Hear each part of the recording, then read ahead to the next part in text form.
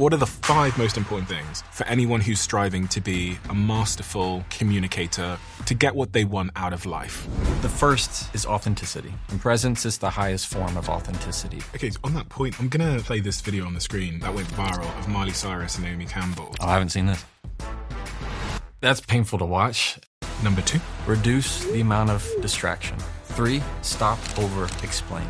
Number 4. Know how to deal with their sadness. And I'll go through all of these in detail. But number 5 is you have to know how to handle the narcissist and the gaslighter. What do I do? Let me show you. First, you need to... Damn. Yeah, for a lot of people, that kind of blows their mind. Jefferson Fisher is back, and the board-certified trial lawyer is using his expertise in conflict resolution and communication to teach couples, friends, employees, and everyone in between how to master difficult conversations. Here's the truth. You have to invest in your communication. If I don't say what needs to be said at work, I'll lose that promotion. Same thing in relationships. Most relationships don't fall apart because they fell out of love. They fell out of communication. Because of 100 moments where repair could have happened and it didn't. Because you said, this is so stupid, this is so small. Like, there's a recent study showing that the biggest predictor of the child's well-being within the parental relationship is not whether they were married or divorced. It was how they dealt with conflict. But people are definitely afraid of the conflict that they're in because they don't know what to say. And so I want to help them feel controlled enough, feel confident in this. And it's knowing things like being right is overrated. Or if I respond first with frustration, I'm going to lose every time. Or if you want to know how to handle the insults, the patronizing, the dismissive, the first thing you have to do is... That's the mistake I've made multiple times. Just give me 30 seconds of your time. 2 things I wanted to say. The first thing is a huge thank you for listening and tuning into the show week after week. It means the world to all of us, and this really is a dream that we absolutely never had and couldn't have imagined getting to this place. But secondly, it's a dream where we feel like we're only just getting started. And if you enjoy what we do here, please join the 24% of people that listen to this podcast regularly and follow us on this app. Here's a promise I'm going to make to you. I'm going to do everything in my power to make this show as good as I can now and into the future. We're going to deliver the guests that you want me to speak to, and we're going to continue to keep doing all of the things you love about this show. Thank you. Jefferson Fisher, what do you do professionally? How do you sort of characterize your profession?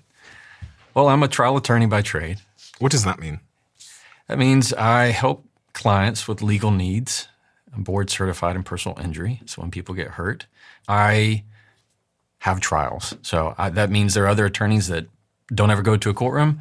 I go into a courtroom. And you stand before a judge and a bailiff. Jury? Yeah. Oh. You have a judge, have a jury, have a court reporter, a bailiff, have opposing attorneys. There are people in the room. And you try and convince those people of your point of view to get a particular outcome. I advocate my clients' facts in order to get the result that they want.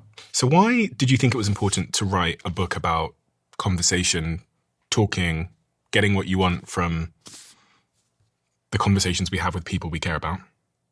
Because I have seen time and time again that when I am training a client, is what I call it, I'm preparing them for cross-examination, for deposition, they really don't know how to engage in conflict. And so I can't think of any other profession that is more entrenched in conflict, maybe outside of a boxer or some, UFC something, that deals with actual conflict and sits there and listens to it all than in the legal world and a trial attorney.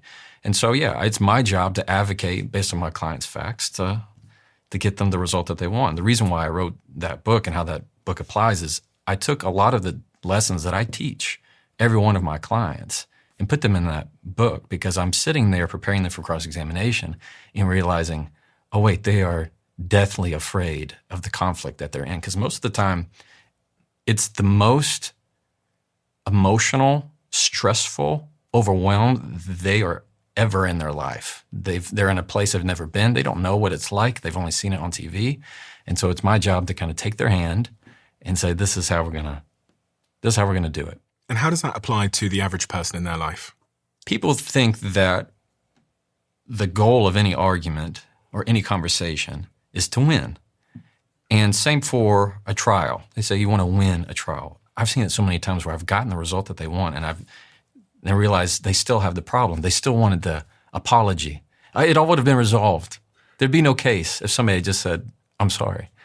Yeah, and so you find that for the everyday person, it's my job now and passion to be able to help them get into conflict and say, I feel controlled in this. I feel confident in this. Now I know exactly where I'm going in this because I've been there before. And it is not a skill that comes naturally. It is a skill that is learned.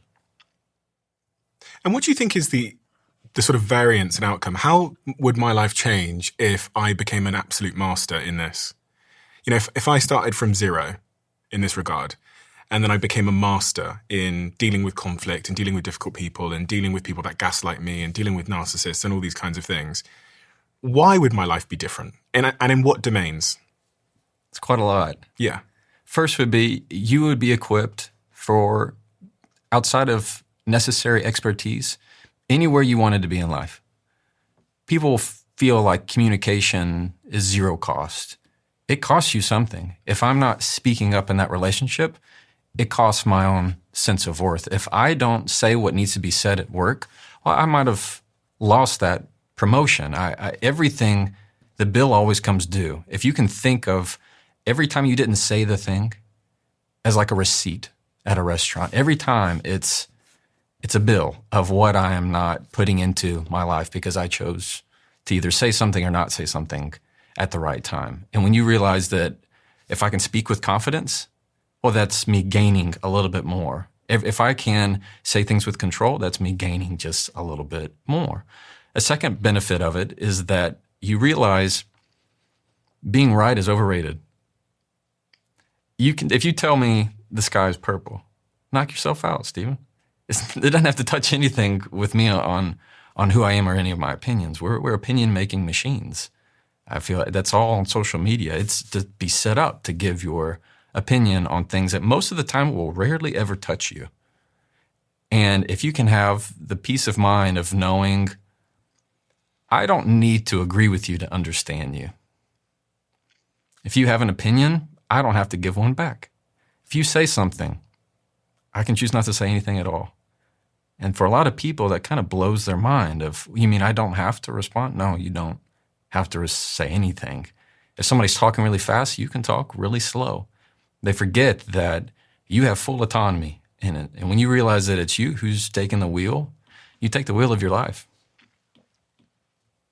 But what about justice, Jefferson? Yeah. Do you know justice? Like, this person has wronged me. They've said something wrong. They tweeted at me something which is incorrect. I need to correct the record. Justice. I think we all have a sort of an innate sense of justice. We want things to be fair and right. Yes. Justice is an inherent value that is high priority for a lot of people for good reason. You might say, well, they've wronged me. This isn't right. That's all well and good. The question is going to be, how long do you want to carry it? How long do you want to carry that feeling? Because I can either choose to let it go. I can choose to say the thing. It's not at all my position that you should be stepping on eggshells and not say the thing and be a wallflower. No, it's the opposite. I'm saying you say what you need to say in a way that is controlled, in a way that is signaling, I'm saying this because it needs to be said, but not because I have to say it. There's a lot of people who feel like, well, something needs to be said, but maybe you're not the one to say it. Maybe you're the one that doesn't need to be said right now, because if they're not willing to listen, well, then what good does it ever do?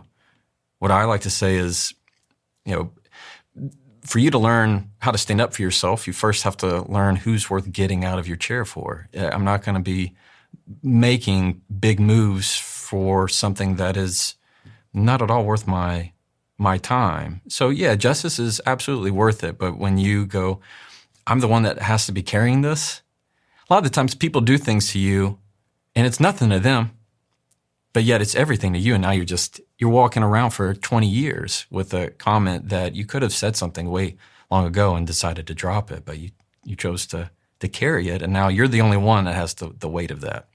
If I'm dealing with someone who's in a position of power, someone who's a senior to me at my company, or even someone who in my social group is a bit more higher up in the sort of social pecking order, and they're continually putting me down or being difficult, or even a partner that I'm romantically involved in, What are the hallmarks of someone who has control over their communication? And what are the hallmarks of someone that doesn't? Like, what is it that makes, because when you speak, it feels very composed and controlled. Mm-hmm. What are you intentionally doing to achieve that effect? I'm wanting you to match my rhythm. I'm wanting you to come to my frequency. People get it wrong when they go big time to an 11, a big emotional reaction. If I have a big emotional outburst, am I signaling that I'm somebody who's trustworthy, reliable, and confident? Or am I signaling that I am out of my depth, I don't know what I want, and I am not to be believed, right? Because it's when you have an emotional outburst, everybody thinks you're just being emotional.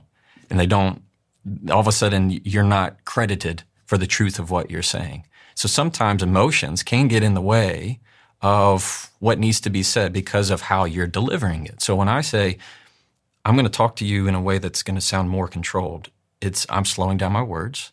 I'm lowering my volume. Why? Because I want to pull you down here. And if I can pull you down here, well, then we can talk about a lot harder things rather than feeling like I have to rush. So if you want to talk to somebody in your relationship or somebody that's kind of higher up on the pecking order, so to speak, when you can show them that change doesn't bother you, when you can show them that you don't have to rush through this situation, people feel that you are giving them a sense of comfort. In other words, in conversation, everybody is looking for an anchor. When you go to a meeting, we listen to the person who's the anchor. They're usually the person who says a lot less, the person who's observing and listening rather than always giving their opinion about what you should be doing. Those are the people you don't listen to. If you've ever heard somebody say, you know what I think you should do, does it ever make you want to do what they said? No, it's because they've made it their idea. Now they're telling you what to do. If I were to say to you, you can't do that, what's the first thing you think of? Yes, I can. It's the same kind of concept where it's me lowering to be the anchor in the conversation. And when you're in a case in front of a judge, is there anything else that you're intentionally thinking about with, I don't know, your body language or the eye contact or any of these other things that you've learned over time are really important to get your message heard? I'm speaking like I've been there before. Explain that to me. Walk into a room like you've been there before, as if everybody else is just visiting. So what I do before every trial is I will go in there before the jury comes in. The judge comes in, everybody comes in. And I say to myself, this is my living room and everybody else is just visiting. And so I will touch the chairs. I will put my hands on the banisters. I will walk around. I will feel that space and feel it in a way of saying, I have been here before.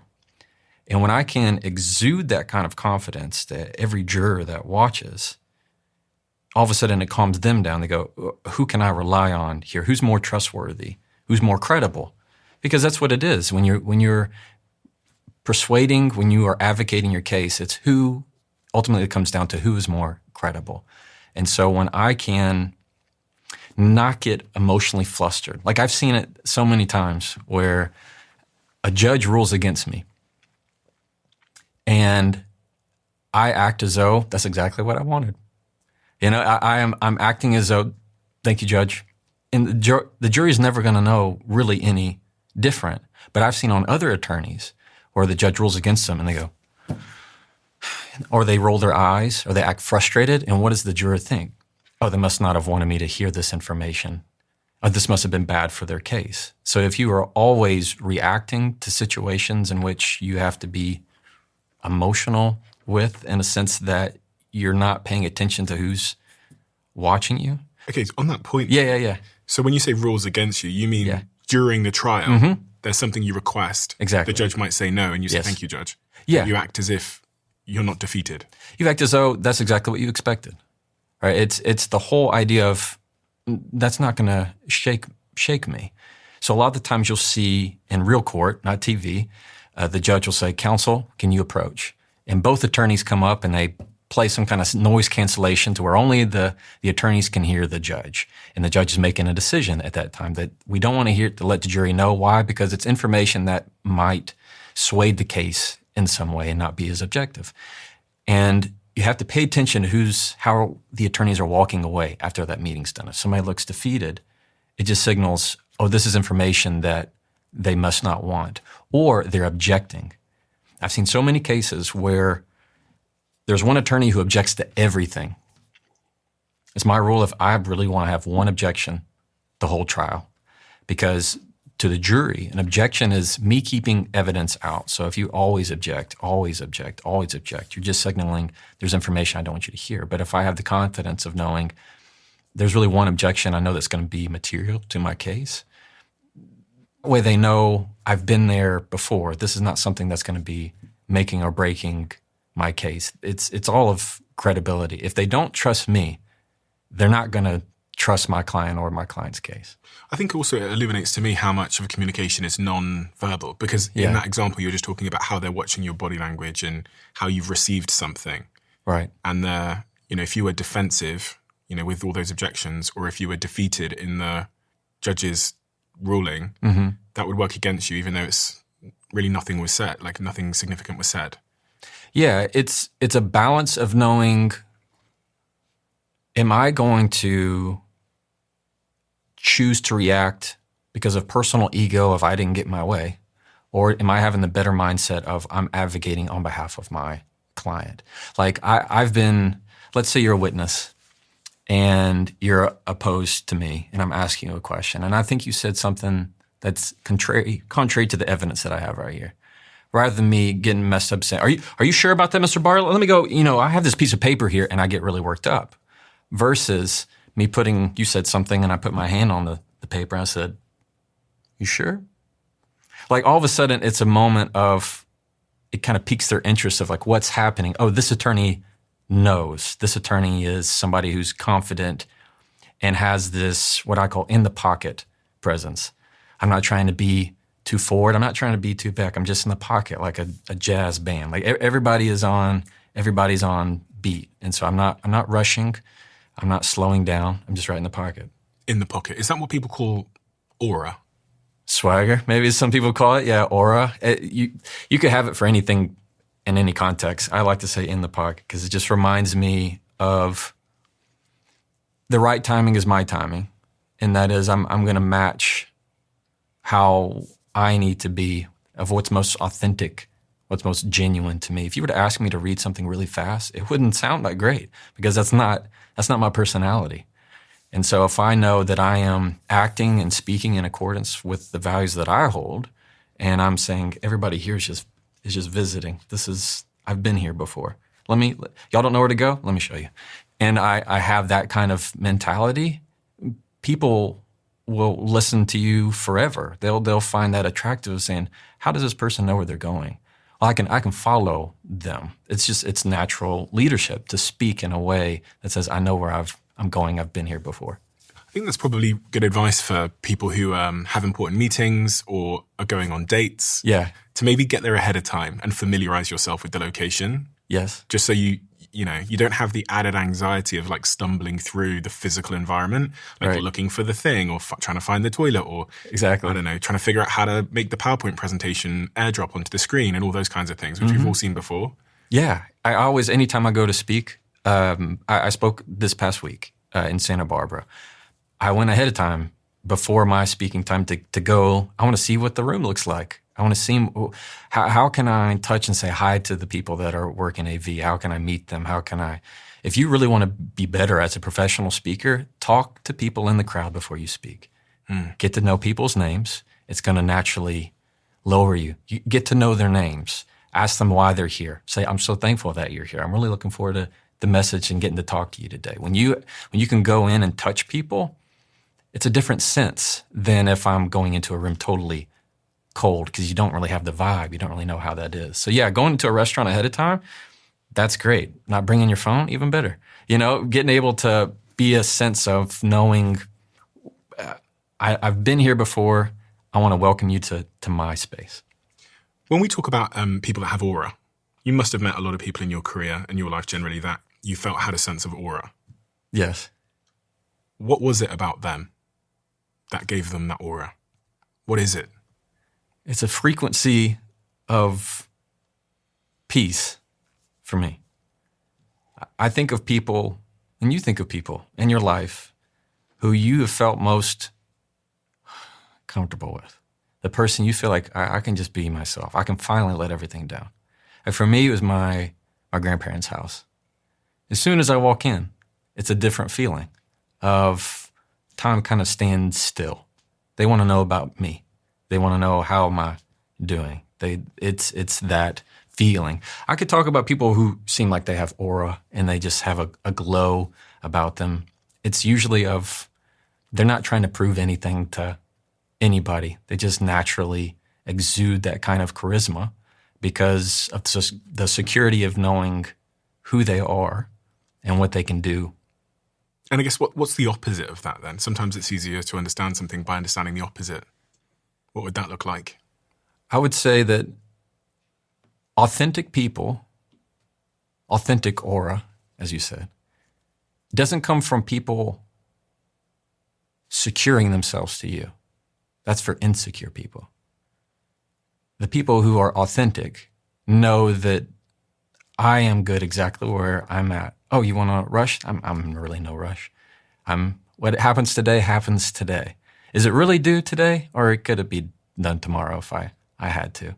If it's a slower pace, I find that there is so much kind of what they call cowboy wisdom on these kind of things where, and I'm from Texas in the South, so it's kind of this knowing that the right time will come when that time is right and not having to push that. So if you want to look at the opposite, it's the opposite of aura is insecure. It's name dropping.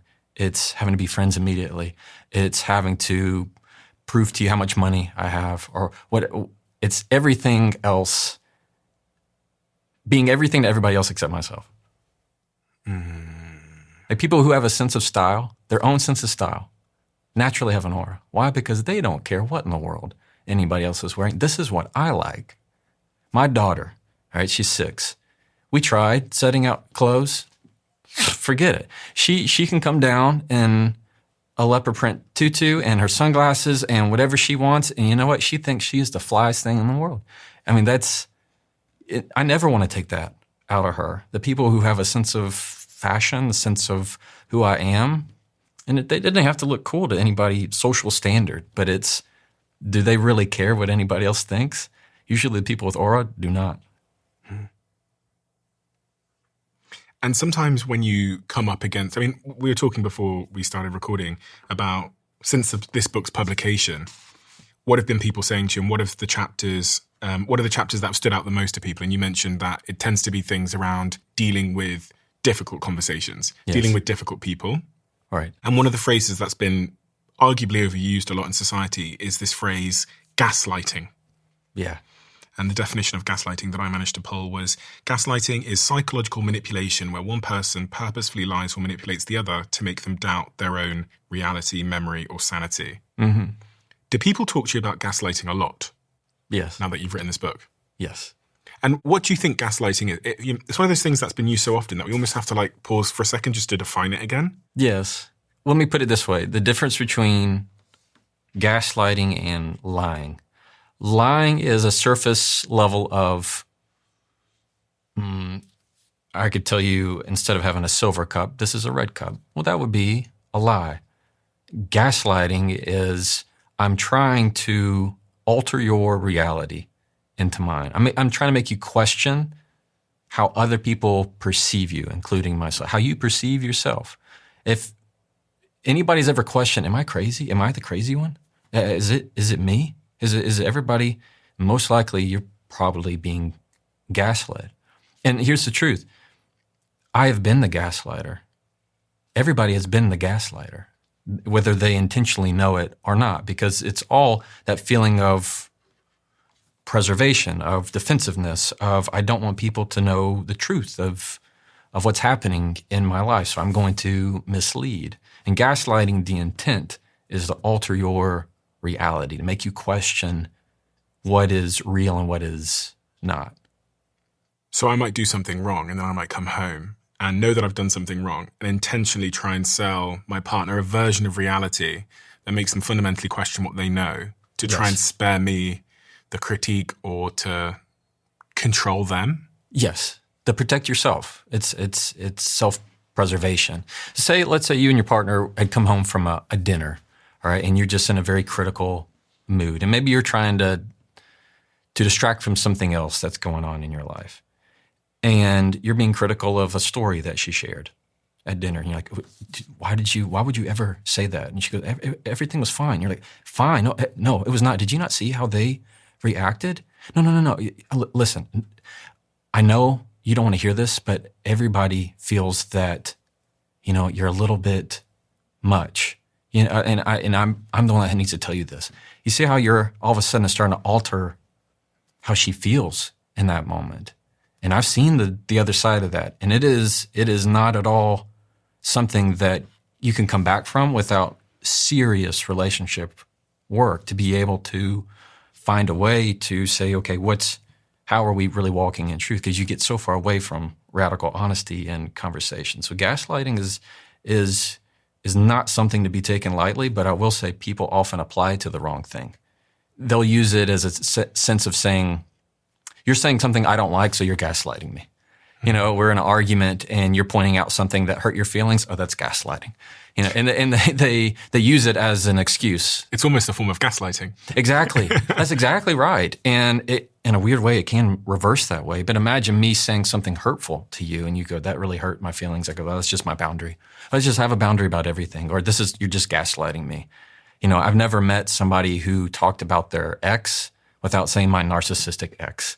I finally just got out of a narcissistic relationship. It's never us, right? It's always the other person. And so there's these words that we can kind of pepper and salt in the sentences that are also still another form, if we look at it, a form of self-preservation. Look at all their bad and don't look at mine. Why is it important that we don't gaslight others? And I ask this question because everybody listening now is probably going to want the answer to the question, which is, what do I do about a gaslighter? Yeah. But again, this is avoiding the responsibility that we all have a tendency, or at some point in our life have gaslighted somebody else. Yes. And, I don't think my audience is just the gaslighted.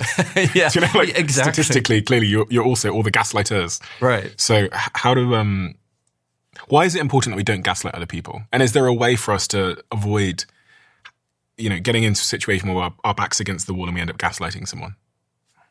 It's important not to gaslight somebody because every time you do, you're removing yourself further and further from the truth of how you feel, the truth of your relationship. You are withholding reality from that other person rather than having radical honesty about what's happening. So it degrades the relationship. It degrades another person's self-worth. And in many ways, gaslighting steals their reality. It's not something you can give back without a lot of work. It's taking in some sense. Now, it can be absolutely intentional and it can also be unintentional as a form of self-preservation. And if you feel like you are being gaslit, the secret to knowing is slowing down the conversation. If I am staying still in the conversation, meaning you could say something to me that's a form of gaslighting, making me question, oh my goodness, did I really say that? Did I really hurt their feelings? And get into my head and I start kind of jumping around and trying to change what I did. But if I were to say, Stephen, I remember that differently, and that's where I stop, then you can try other things and I'm going to repeat, yeah, I remember that differently. It's standing in the truth of what you know rather than being concerned and misled by giving someone the reins and the leash to drag you around. And if I think about all the times where I think I might have gaslit someone, in relationships, backs against the wall, and you're having an argument with someone, or it's quite difficult in my head to know the difference between the word like just saying something that isn't necessarily true, or is your perception of things versus like gaslighting. Is the difference in your mind intention? Like, if I give my version of reality, yeah, we were at that party, you said this thing, I saw the person roll their eyes and then they walked away. I think they're really offended. I think you offended them. Right. What's the difference between that and me gaslighting someone? Between lying and gaslighting, or it's... Yeah, like I'm trying to understand in that context you gave about going to a party, someone said something and then they walk off. What's the difference between if that's how you saw reality and you're communicating it versus gaslighting someone? To the intention. It's the intention. And the tension is, I'm the one in control, not you. Okay. So you are trying to control the narrative. You are trying to be both director, producer, and actor. For your own agenda. That's right. For your own film. And for control. I'm the character in my own movie. Hi, I'm the main character. And you need to behave this way. You need to believe this. You need to act upon that. And so the more I can try to manipulate that reality, and what's so wild is it becomes so manipulated that you believe it too. Now that falsehood has now become your fact in some sense. The really good liars convince themselves that lie is the truth. Is there a certain type of person that's more susceptible to being gaslit or to being victimized in any way with conversation, in your view? Anxious attachment. The ones that are, people who can't regulate by themselves, they have to co-regulate. Meaning, most of the time, we're good self-regulators. Just give me some time by myself. Give me an evening. Give me an hour. Let me walk outside. I'll regulate myself. Most of the time, it's been my experience, women are not like that. They co-regulate, most of them. They need you to also make them feel good. They can't be good if you're not good. We're not good. I'm not good if you're not okay. So it's that whole, I'm not okay if you're not okay. And so in many ways, they need you to be able to calm down themselves. And they don't self-regulate as well. And so the people who are most susceptible to gaslighting are ones who need co-regulation, people who are anxious attachment, meaning they need, are you okay? Are you good? Do you need anything? Are you sure you're not okay? And versus the people who are more avoidant. And 3, the people who are typically more insecure. So do you think women get gaslit more than men? Yes.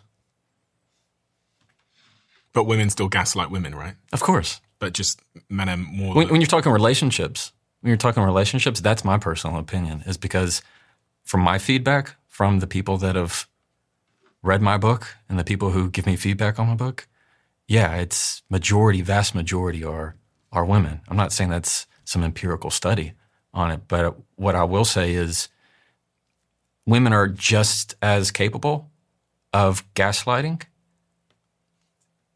and women can certainly gaslight women. And I'm saying this with the mindset of everybody gaslights, whether they know it or not, and they have in the past, and most likely they can think of a time in the past where they did without knowing it. But that would be my opinion, that most of the time, men are the ones that do it to women. I was reading some research here that says multiple studies on emotional abuse in heterosexual relationships show women report higher rates of gaslighting and coercive control than men. Men do report gaslighting too, but less frequently and usually in different forms. As it relates to workplace data, surveys from management and organizational psychology show women are more likely to have their competence questioned, their memory doubted, or their experience dismissed. Women in male-dominated fields report the highest rates of gaslighting, and women of color report even higher rates of being told their perception is wrong or that they're misinterpreting things. Sounds like that tracks. And also in medical settings, women are less likely to be believed about their symptoms. Women's pain is underestimated. Women get later diagnoses for multiple conditions like heart disease and autoimmune disorders, ADHD and autism. And the list goes on and on and on. If I had to say who does more, I'm not trying to put some kind of like headline of men do it more than women. In my experience, it tends to be the guy. And what does that information show me? It shows me that sounds about right. I do think from the people that follow my content, listen to my content, because I stay very connected to my community of so many women say, I feel like I'm in this workplace and they are doubting my competence. They're doubting my ability to make decisions. I'm not being believed. I'm being put down. Whether it's not even their experience, it's just because of their gender. And those are real questions. Does that mean that that's gaslighting? Probably not all the time, but for me to say, that's a dumb complaint. That's just complaining. In many ways, when you start denying that reality, then you have the same problem. Do you know what? I've hired thousands of people over the last decade, and I have to say, sometimes it's difficult to understand the plight of someone else when you haven't lived their experience, like you haven't been a woman or whatever. It's impossible. It's very difficult. So you kind of just have to take them for their word sometimes if you've not lived it yourself. Right. Or you can look at data or whatever else. And I do have to say that I have experienced male executives who were extremely dismissive of their female peers in a way that was 100% inconsistent as it relates to genders. What I mean by that is I can think of several male executives over the years who I observed dismissing or diminishing or not giving the woman in the room the same credit, really for no other reason than she was a woman.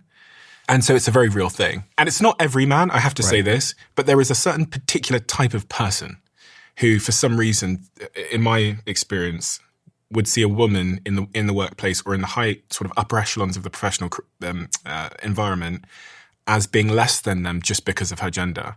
So when I hear, what you're saying about women are predominantly coming to you talking about these issues of gaslighting, it does kind of track with what I've seen. I'll tell you this, I've never had a man come to me in all this time that I've been, from my book to my content, this number of years, ever say, I think I'm being gaslit. It has always been the woman. Never. What about the conversation around dealing with narcissists? Because this feels like it's kind of one and the same. The words are used in the same sort of vernacular, but do you have men coming to you saying that I think my partner's a narcissist? Yes. You do? Yeah, that I do have. Yeah, it's always they're married to one or just got out of a relationship with one, but it's never them. And what do you say to someone who is dealing with a narcissist, who is dealing with someone who repeatedly gaslights them? Let's say it's in the context of work. Yeah. What are they meant to do? Quit their job? Well, that is an option, so let's not rule that out. Okay. If it's worth it to you, because that's the question of what's your purpose here, and this is where you're going to be forever. Then there's some things we need to put in place. But what are you to do? You are to limit the interaction, limit the exposure, talk less, neutral statements. So if you can, many ways you can, just limit the amount of physicality of, I don't have to see you, I don't have to communicate with you. I know you work 3 doors down, but I don't have to be your best friend, and you certainly don't have to be mine. 2 is understanding the game that you're in. It's a game for narcissists of praise or provoke, meaning if I am not showering you with praise, then the narcissist will turn to provoke in order to create an argument for the same effect. They delight in frustration just as much as they delight in your praise, because they get the same type of control. I've seen so many expert witnesses in my field that are what I would term are narcissists. They can never possibly be wrong. They don't do empathy. And again, this is me with the understanding of, hey, we all have narcissistic tendencies. We all have narcissistic traits. And narcissism is a diagnosable condition that you can have. I think more people would qualify more than they think. But how do you handle it day to day is knowing what kind of game you're in. And it's a game you're just not going to play. I know I don't have to say anything to that person. 2, I'm going to limit my distance to them. And 3, I'm going to use neutral statements. I'm going to use neutral statements like, that's good to know. Thanks for sharing. Noted. Things that they can't grab onto and continue to have in a conversation.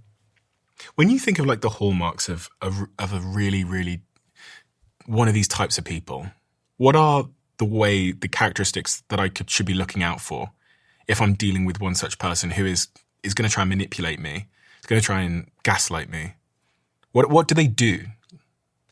They can never be happy for anybody but themselves. They can't be happy for you. They can't be happy for other people. These are the type that if you were to say, hey, did you see that Stephen just got this award? Isn't that so great? He's just nominated for whatever. And they go, I guess that's fine. When I did this, and they start talking about themselves. They can never be happy for somebody else. They can't be happy for you. They have to find some way to turn the conversation of why the world is so hard and so pitiful for them that the world was against them and they couldn't get it, but they were just as deserving. I guess that's fine. I do this, but nobody listens. Nobody really cares. They find that they have a very victim mentality. So 2 is a victim mentality. Everything happens to them in some way. And 3, they can't feel for other people. They don't do emotion. It's always about the perception of what others would think. They're very, very sensitive to how others might portray them. So they're going to give you a different view than they give other people. And so the couple might be terrible, but for a narcissist, they're going to put on a face that the relationship is perfect to everybody else. And everybody goes, you must be so blessed to be married to that person. And you're going, you kidding me? They're fooling everybody. And it's a very helpless position. Have you ever had a narcissist try and prey on you? Yeah. Yeah, I'm in the legal field, man. Expert witnesses have opinions to them that are unquestionable. This is their opinion and nobody else could ever argue with it. When I have another expert who says just the opposite. So a lot of the times they are very condescending. That's fine. And they have their opinion and this is all there is. And how dumb of you to ever question me. And usually what gives it away is if I feel like this is somebody that, okay, they can't be reasonable. They're never going to give an inch on what's reasonable. I will ask this. I'll say, this is typically in a deposition. I'll say, and you think the jury's going to like that? Or you think other people are going to agree with you? And all of a sudden they kind of change in an instant to be able to match what the jury is going to think. So if I were to say, and you think that's okay, and you think others are going to find that okay, and you think that the jury, when they hear this, they're all going to agree with this very hard line opinion. I've seen it every time where it's only when I reference other people, the presentation of themselves to other people, that they kind of put on a show. Why? Because they know that the perception of the crowd is everything. They need everybody to like them, to fawn over them. They want their idea to be the best.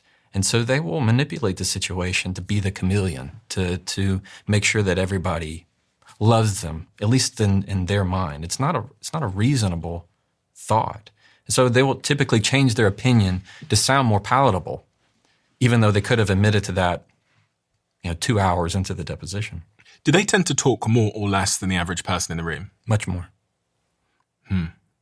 Is there a thin line between just being insecure and being a narcissist? Because one of the things I was thinking about is you said earlier that they tend to bring everything back to themselves.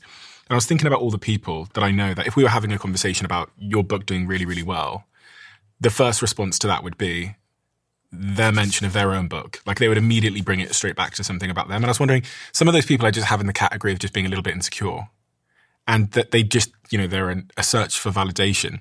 So I'm wondering where you think the line might be between sort of narcissistic behavior and just like extremely insecure. Maybe there's not a line. Maybe extreme insecurity is narcissism. Both can be true. I'd say that not all insecure people are narcissists, but all narcissists are insecure. I would say that if I had to give some kind of line, it would be the interest for growth. Insecure people are looking for ways to grow and to secure and attach. Narcissists, they're not looking for anybody to attach onto. They're looking for people to support them, to please them. And so they have no interest in growth. To them, they've learned all they've have to learn. I am the best. I cannot improve anymore. That to me would be the difference. When you dealt with narcissists in your own life and in the courtroom, what is the reason why they couldn't prey on you? What did you do as defense to stop their typical games working on you? I don't chase their words.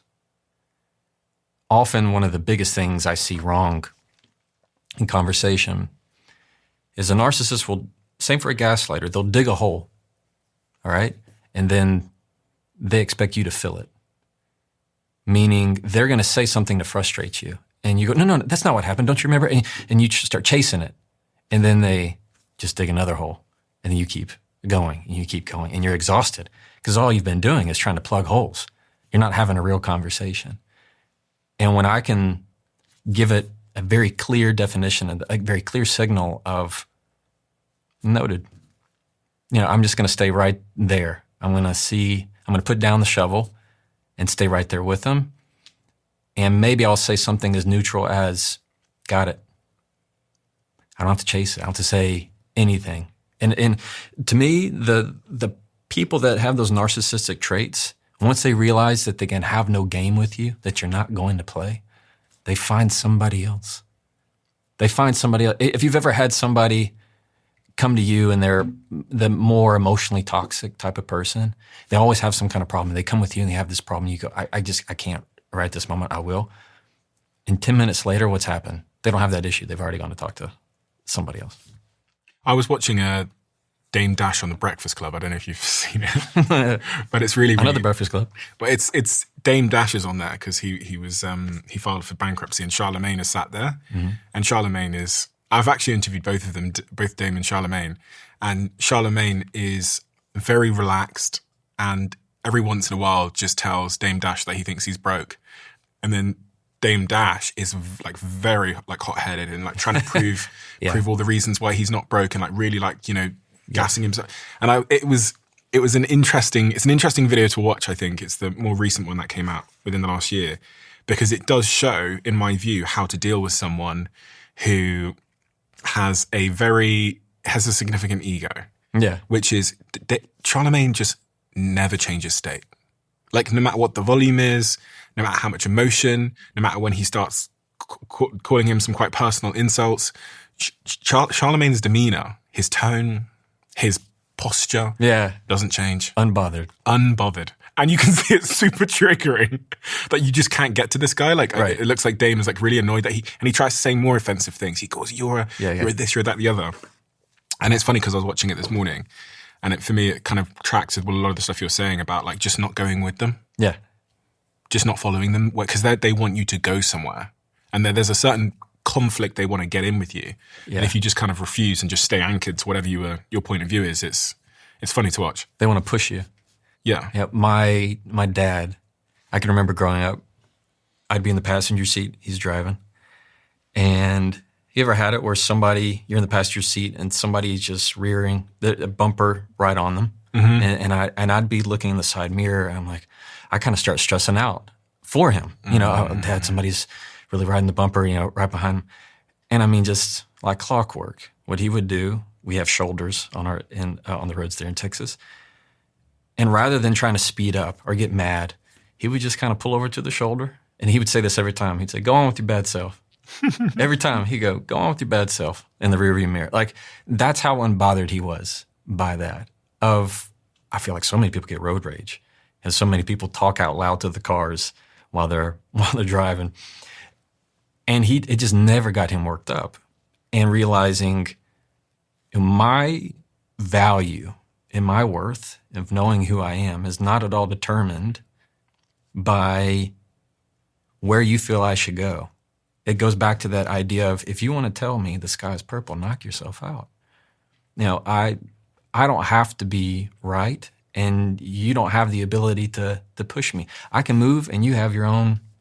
I know my lane. I know my speed. I don't have to match anybody else's. So when somebody is unbothered, it's not because they don't care. It's not for lack of care. It's an understanding. It's discernment of knowing, I know who I am in this moment, and why in the world would I try to be anybody else? Wouldn't life be amazing if we could all be untriggerable? It'd be more peaceable, that's for sure. It's interesting because, again, just reflecting on that interview I watched this morning, when Dame Dash calls Charlemagne something really, really offensive, I noticed that as a viewer, I immediately look at Charlemagne to see his reaction to figure out if what Dame Dash just said was true. And do you see what I'm saying? So yes. He turned to him and said, you're a X. Right. And then Charlemagne just kind of laughed Yeah. Like, it was like water off a duck's back. So immediately as the viewer, I go, well, that can't be true then, because Charlemagne doesn't seem to care. Exactly. Well, it's not the lack of care. It's just the opposite. It's all the more care of knowing who he is. So if I were to tell you right now, I hate your purple shirt. It's the most ugliest purple shirt I've ever seen, Stephen.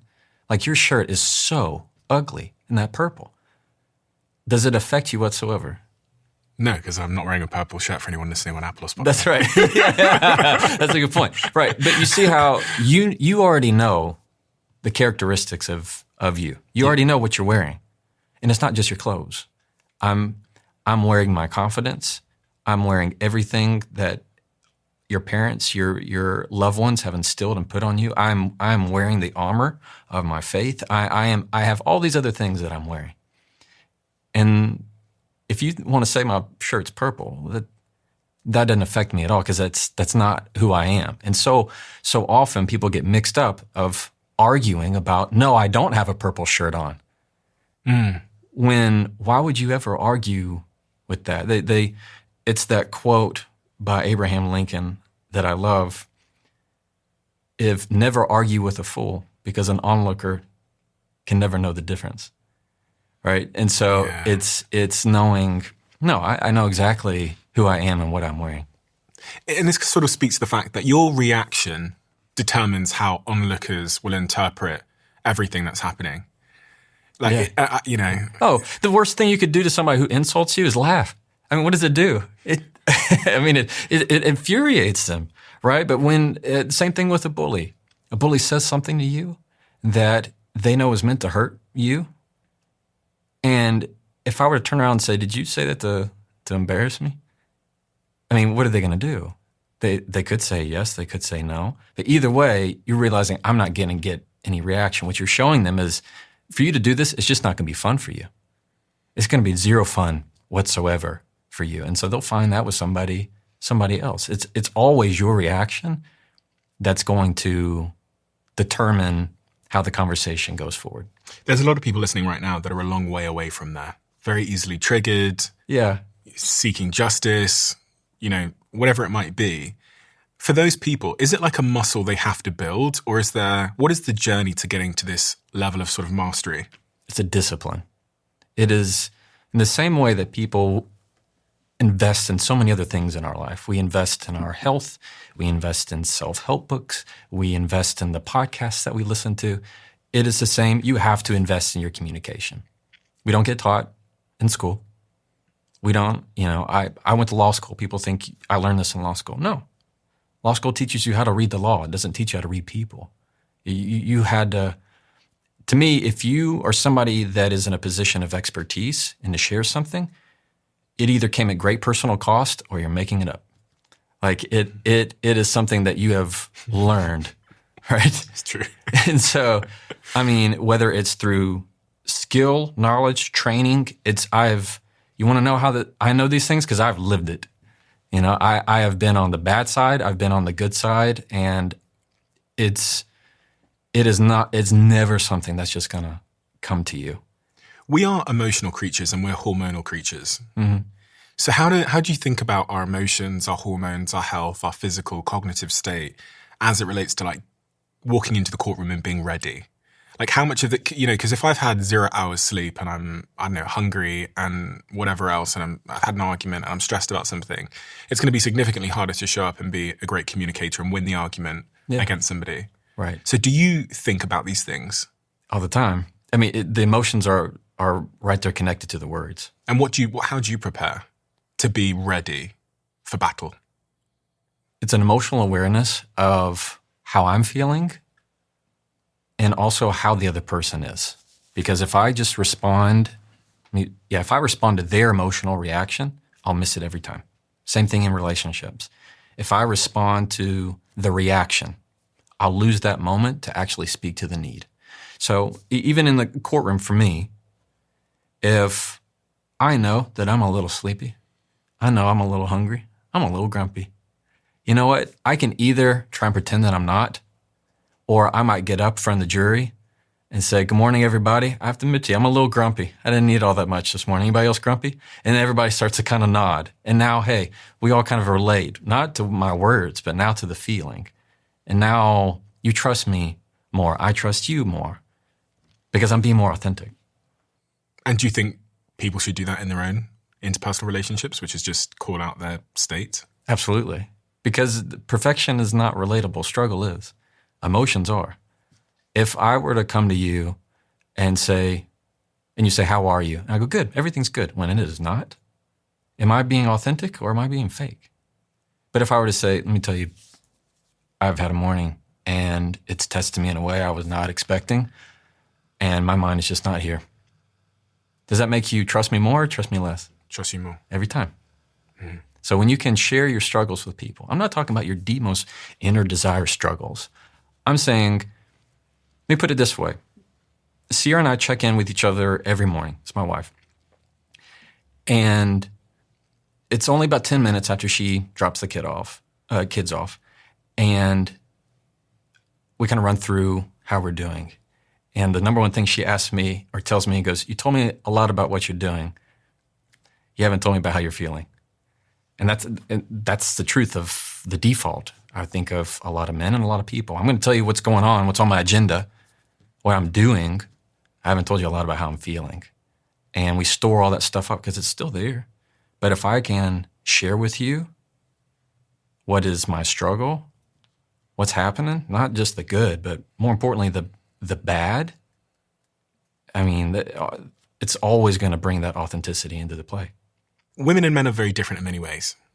And yeah, we're very different in many ways. Men are, I don't know, it feels like men just, and again, I'm stereotyping here, so it's not all men and of course people are different.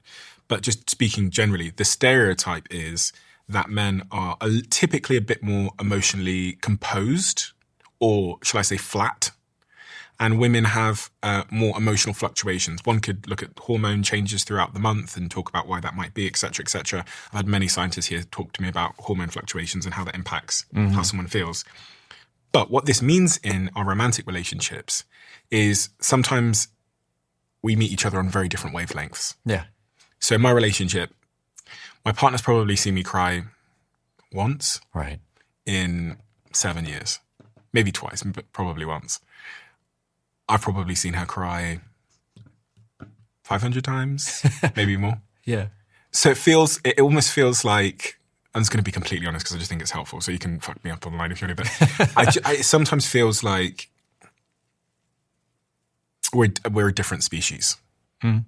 Like the way that I interact with my guy friends and the way that the sort of wavelength that my romantic partner, my girlfriend operates on, are very, very different. So it's very easy to like misunderstand. And we spend a lot of time talking about how men need to be more emotional and more, I don't know, men need to change how they are. Yeah. Because it's the problem. But what about the other side of that? Which is, do women also need to think about, do we need to meet in the middle? Is what I'm saying.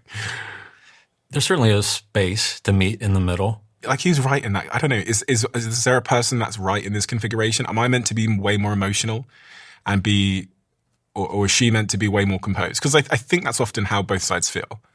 They feel like, why aren't you coming to my wavelength on this issue? But I think here's what you're missing. She would be much more composed if you would be more emotional. Mm. And so a lot of the times, what I find in my own marriage is when I show emotion, the more composed she is. I mean, if I start screaming and crying, I think my girlfriend's gonna... I'm not saying screaming. I'm saying show emotion. What kind of emotion? Of being in it with her. And what does that look like? That means you're going to say things that make her feel it. There's a difference if I just go static. That's what happens to me a lot, truthfully, is let's say we're in an argument about something or something came up and Sierra's emotional about it. If I dismiss it, okay, this is so dumb. Really, right now? This is, because arguments never come at the most opportune time. They come at the worst possible time. Yeah, that's all relationships. If I dismiss it, right, does that make her come closer to me or further away from me? And if I'm pushing her further away from me, why would she not be more emotional? Why would she not be further away from me if I dismiss that? For every woman to be more emotional as a man, tears are not necessary. Connection is, being in it is, saying things that make her feel that you're genuinely feeling it. The difference I find with men and what I struggle with is I can say that I'm sad. I have a hard time expressing sad. I can say that I'm really regretful. I have a hard time expressing that. I think that is something that happens a lot with most relationships, and I think that happens a lot with men. We were emotional, and we got taught early that you are not to cry. I couldn't even tell you how many times I ever saw my dad cry. I think this is it. The modeling we had as well is my dad was either angry or completely static. And when I say angry, he was very, very rarely angry. Right. But when I saw him engage with my mum on an emotional level, yes, it would be him yelling back. Right. If he wasn't yelling back, he was completely just like, he was just very calm, static, unemotional. There was no in between. Yeah. It all comes down to repair. How quickly you get to repair. That means, can I validate the feeling that she has? Validation is repair. It's not weakness, it's repair. In my world, relationships don't fall apart because of one big failure. They fall apart because of 100 moments where repair could have happened and it didn't. Or you just chose not to. Or you could have said, I'm sorry, but you withheld it. I could have chose to validate how you're feeling, but I said that's stupid. And it's the hundreds of those little bitty moments where all of a sudden, no wonder your world's apart. Because you chose in those little bitty moments not to do the repair because you said, this is so stupid, this is so small. Yeah, it is small. All the more reason why you should repair it pretty quickly. And so when you can validate those concerns, even when you say she's being emotional, you're not. When you go into that static mode, when I go into that static mode, it's a choice by me to do something different. Not say the thing I always say, not be dismissive, not find ways to try and convince her that she shouldn't feel this way. But if I validate, if I say things like, I can see how you feel that way. If that's how you interpreted it, you know what? I don't blame you for feeling that way. I can see that. That sounds scary. That sounds frustrating. If I can choose that, it's this, like, this isn't the key for me. And trust me, I'm talking to myself here. Yeah. All right? Because every guy I feel like can be like, okay, this is right. And if I can make the hard choice in that moment to put aside my frustration, just for a moment, put aside my personal frustration and validate the feeling and say words that speak to her need, the need to feel heard, the need to feel safe, the need to feel like she's not being too much, then all of a sudden it all shrinks. And you know what? My frustration kind of goes away. Why? Because everything's better now. We've had moments of repair. And then if I still am really frustrated, then I can bring it up. Hey, can I bring up something to you that you said that's really bothering me? And then you do. How, as a man, do you know that you're not setting a bad precedence for the future? And what I mean here is, if I constantly, justify how she's feeling and I seek repair, and then when she's happy, I just let it go. I think sometimes there's a worry as a man that if you just lay down and take everything, then you're just going to get more stuff in the future. Like you're setting a bad precedence for the future of this relationship where, no, sometimes actually, no, I wasn't in the wrong. Or, no, I do disagree with this. Right. And I think I've observed a lot of relationships, especially with some of my guy friends, where because they never stood up for themselves, they're now living in a prison. Right. They never stood up for themselves. Yes. And so they've kind of lost all of their autonomy and agency and control. And they, even when you're listening to this, there's probably people you can think of in your life where the guy has always opted for an easy life in the short term. Mm-hmm. And now over the long term, he has a really hard one. Yes. And again, men and women. Of course. So this is the balance I'm trying to understand in your view is, when do you pick the fight? And when do you say, no, that's not, versus just laying down and taking it? This is quite personal to me as well, because I think my dad did that a bit too much. I think my dad, he never chose the fight. And then I look at how that played out over 20 years and I'm like, damn, it's completely changed me, because it means that I will now go through the conflict and stand up for myself when I hit a place where I'm like, I'm not going to be able to honor that for you for the next 30 years. I will stand my ground. Do you know if there's like an area where we might, say my girlfriend's unhappy about a certain thing I do. Yeah. If I don't think that I'm going to be able to promise to not do that for the next like 10, 20, 30 years, if I'm unwilling to change, yeah, I have to stand my ground, because if I concede today, it's hell tomorrow. Yeah. What I'm hearing, is fear of autonomy, fear of my rights, fear of my dominance. Yeah, like my freedom being. Yeah. Well, it's you want to hear probably the number one word you'll hear with relationships that are on the brink. It's caged. Men feels caged. The man feels caged, and really all that is, it's a lack of confidence of knowing if I am willing to do something different, then I can't have anything else. So it's thinking in terms of zero sum. See, both can be true. You can still validate how she's feeling and not at all touch what you still know to be true. So you can still disagree with her. But every time we go into a conversation, we walk in with a need to feel loved, understood. It is always depth. Like you think of like a kid, right? My son, my daughter. If when she was small and she screamed or she cried or told me no, still tells me no, of all these things. And I just said, no, are you kidding me? You're going to tell me, and you're crying right now? Really? And I get all upset when she screams. But with kids, we don't do that. We go, she's hungry. She's tired.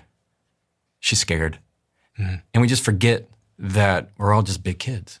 And we all have those like hidden needs underneath us. And so you still can stand your ground and say, so let's run it. So let's say, for example. An example. A specific example from my ex-girlfriend. I was on my phone in bed and I was sending a message because there's something going on in my business back in the UK, and I was in Asia at the time. Yeah. And she said to me that she wanted to make a rule where there was never any phones in bed, ever. Okay. I could never touch my phone in the bedroom. Right. And as I thought this through, I thought about all the scenarios where I might need to touch my phone in the bedroom. And I realized that what would end up happening is I just wouldn't come into the bedroom. I'd like go and do it in the toilet or the shower, or I wouldn't come to bed if I needed to do something on my phone. Right. And so the conversation went where I was like, I realized in this moment that I had to kind of like not lay down on this issue because I would disappoint her in the future. Mm-hmm. I was setting myself up to fail in the future. If I accepted this and made her some kind of promise or, agreed that I wasn't going to touch my phone ever again in the bedroom. And so that was one such example where I'm like, I think I actually need to stand my ground a bit here, or I'm setting myself up for a future expectation I can't meet.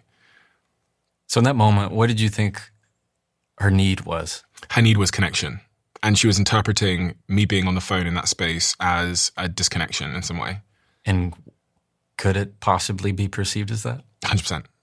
Okay. But it wasn't the phone. It was me not, it was her not feeling connected. In my view, at that moment in time, in that particular week, because I was so busy in that particular week that I think she was trying to find a symptom or a tool or a guarantee or a promise to express the feeling of disconnection. So that's why I look back on it and go, it was actually something else. That was just a symptom of a feeling she had at that moment in time, probably. Right. But that was an example where if I'd conceded, it would not have been sustainable. There would have been more arguments in the future. I'm not saying you concede. I'm saying there are times that if you want the key to the relationship, it is putting her comfort over your inconvenience. So what should I have done in that situation? Give me some advice. Do you think? Well, you've already kind of named it. One, it's not you saying, the wrong thing to say is, well, you were just on your phone. You're on your phone all your time. You're on the phone all the time. What are you talking about? And you start arguing because now you're You're responding to the reaction. You're not addressing the need. If you were to slow down and say, look, I still want to be connected with you. Is there any kind of place where I can still take care of what I need to take care of and also be connected to you? Or if there's a situation where you say, well, what about this? Before I just get my phone and grab it, I'm going to tell you what I'm doing ahead of time. Or I'm going to ask. Maybe that's where it is. You don't want to ask. Hey, Greg is supposed to email me some slides or a deck or whatever. Can I check that out real quick? You hear how she's probably going to say yes. But the fact that you are saying, hey, I'm acknowledging our connection right now. And so it might make you uncomfortable saying, no, I don't like anybody telling me what to do. I don't want to report to anybody. Okay, that's fine. Well, then you just know that connection is always going to be weak. And so you're signing your name to that. I have lots of thoughts on phones in houses and where they should go. But if you were to have, instead of arguing what are you talking about? You're on your phone all the time. And instead said, I can see how that would make you feel like I'm not paying attention to you, and letting her respond to that. And you saying, look, I don't want to, me being on this is not at all me trying to signal that I'm not trying to be here with you. I'm trying to escape on you, and have that conversation. And that's where you just say, it is important to me that I have these things. And for me to be able to connect with you and kind of rest my brain, I need to take care of these things. What's the best way that I can do that? I think then that's when you actually are able to have a conversation of like, let's make a game plan that makes sense. Because if you put your inconvenience over her comfort, she will always discredit that to you. Your bank account will always continue to go low. And if you say, look, I'm willing to do a little bit of inconvenient things to make you feel better, make you more comfortable, I mean, that only grows your account. I mean, that when you have a relationship that can last a whole lot longer. I think I'm slightly traumatized because I think the model that I had of relationships meant that someone can increasingly sort of encroach on your freedom. Yes. Until you are virtually powerless. I think that's a lot of guys. And I've felt that. I've certainly felt that. Yeah. So I try and fight back, and sometimes I think I overdo it. And this is one such example where actually, objectively, when I hear myself say, she asked me not to like be on my phone in bed, I'm like, well, that's kind of a reasonable request, to be honest. Like, the bedroom can be a place where we just like go on the phones. I could just do it at my office and then come to bed when I'm ready. Right. But I think I get my back up because I've just got so many examples of men who like didn't stand up for themselves. Yes. And then were rendered powerless down the line. So it's like, if I give you this, then tomorrow you're going to say, maybe we can't be on my phone in the kitchen. Yeah. And then maybe I can't be on my phone in the bathroom. And then, So I just thought, well, if I just stand up for myself here, then I just hold off the... What I'm not all saying is that the guy go, yeah, sure, that's fine. And then she asks for something. You go, yeah, sure, that's fine. And you're super passive with everything. That's where I think you do feel like you look around, you've given up everything to where you don't feel like I have anything to grab onto. I want to throw in another example that a lot of people relate to. A lot of men have like a hobby with their guy friends. Right. Like watching the football, talking shit in the group chat. Mm-hmm. I think it's so important to defend those things. Absolutely. Even for her attraction to you. Mm-hmm. Like, I think I have no evidence to say that this is true. It's just a feeling. I think to some degree that my partner likes the fact that I'll stand up for myself in certain areas. No doubt. And that I'll say, no, this is me time. This is for me. I agree. And I can imagine the opposite, the passivity or kind of rolling over as being a really like unattractive thing. Absolutely. I think where you are laying yourself down and just rolling over, that can be very unattractive. You need to have a backbone. At the same time, you can't be so extreme that your way is the only way. But when you choose to say, no, I'm willing to take a stand here, then I think to me, it sends a signal of strength, right? Mm-hmm. Strength of mind, strength of will. But for me, when you have those things that are your hobbies, the things that you really like, a sign of a good relationship is that she's going to be happy you get to do those because they make you happy. Even though she might hate it and think it's annoying and it's weird and, you're taking up that space in the garage and whatever. But if it makes you happy and they know that this is your space and this is your time, because you have to have those things that fill you up, right? And if it makes you happy, then they know that this is your space and this is your time, because you have to have those things that fill you up, right? And you have to have those things that fill you up, right? And if it makes you happy, then they know that this is your space and this is your time, because I have to have those things that fill you up, right? And if it makes you happy, then they know that this is your space and this is your time, because I The truth is, the marriage isn't enough, the kids aren't enough, your job's not enough. You have to have things that personally for you, by yourself, if your thing is to go to a pond and go feed ducks, go do it. You know, to be able to fill yourself up. I know for parents, early parents, there's this mindset of I have to be with my kid all the time. I can't ever leave my kid. I need to just be there. But what you find is you'll be so much better when you actually go take care of yourself and go on that guy's trip, go play that round of golf, or whatever it is that's actually going to feed you and fill you up, and then I can be there for you all the more. I think some people's partners, they're not like that. Some people are in a relationship where their partner cuts out as much of these things as they possibly can, so that they can control their partner. I mean, I think we've all got a friend in the group chat. Oh yeah. Who has kind of like seems to have lost all their freedom and their autonomy and agency since they've been in that relationship. They'd say they're on a leash. Yeah, they're on a leash. Like they can never come to the thing. Mm-hmm. That's not okay. And it appears to be a consequence of boundaries, like not reinforcing your boundaries early. It appears to me to be a bit of a slippery slope, boundaries. Oh yeah. Do you know what I mean? Like where you kind of make a concession, and because you've made a concession, they're more likely to pursue another concession. Right. And then before you know it, you're behind bars alone. Yeah, and frustrated and wondering how you got here. I know we've spoke about boundaries in the past. To me, it ultimately comes down to, am I protecting the priority? So if I know that my marriage is the priority, I'm going to set boundaries that protect that. I mean, for me in my life right now, whether I'm working on a book or speaking or a podcast or whatever, it's, am I setting the boundary up to be protecting my family and my relationship? So you have to first define what is the priority here. So if the priority is knowing that we want to be, you and your partner want to be in a relationship, and make sure that Thursday is date night. Okay, that's nothing gets scheduled on date night. There's certain things that just aren't movable. The answer is no. And when you can have those really hard no's, it makes filling the time of everything else all that much easier. But that's it. I mean, it ultimately comes down to, are you being real about it, or are you being fake about it? In your view, you talk about being nice and being kind. I've heard you talk about this on your podcast. What's the difference between being a nice person and a kind person, and which one should I aspire to be? Stop being nice at the expense of being real. So nice is something that we got taught really early on. Hey, be nice, play nice. And if you believe forever and always that being nice serves you well, you will ultimately serve it. You will people please. You will only choose to say the nice thing. Nice is very surface. If you went on a date with somebody and I was like, how was the date? And you said, she was nice. Ugh, yuck.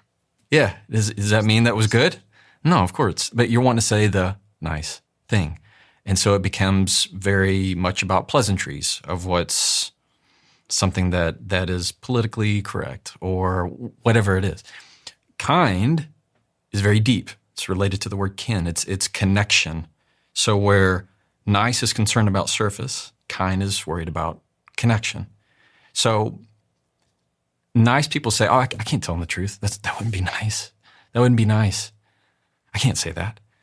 Kind says, I care about you enough to say the truth. I care about you enough to tell you the truth.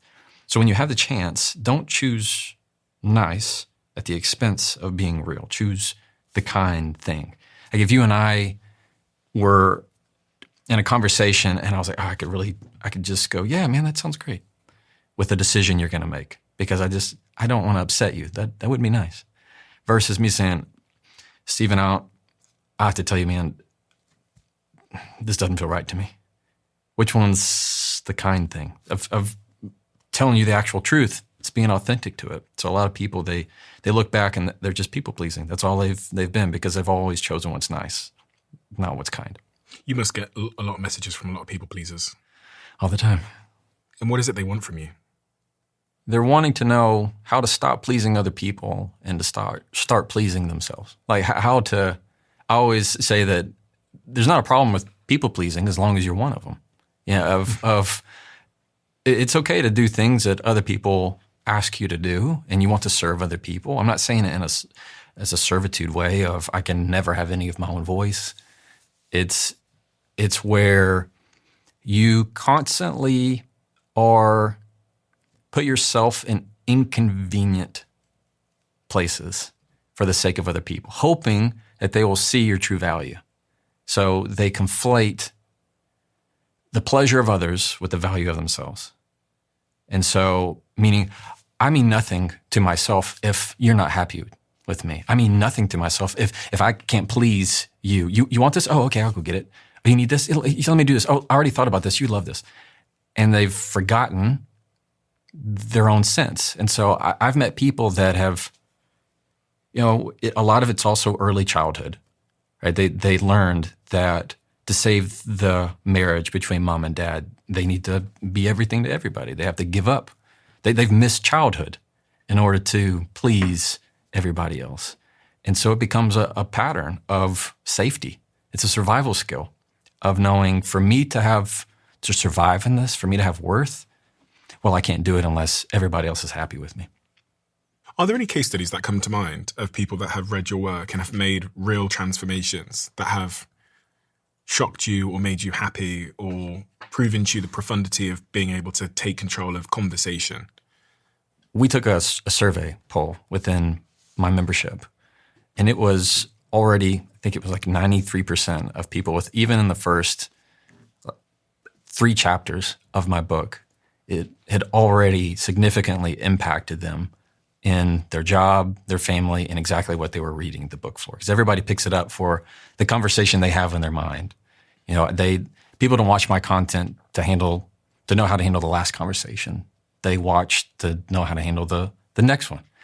And so to be able to provide the results that they're wanting is a blessing.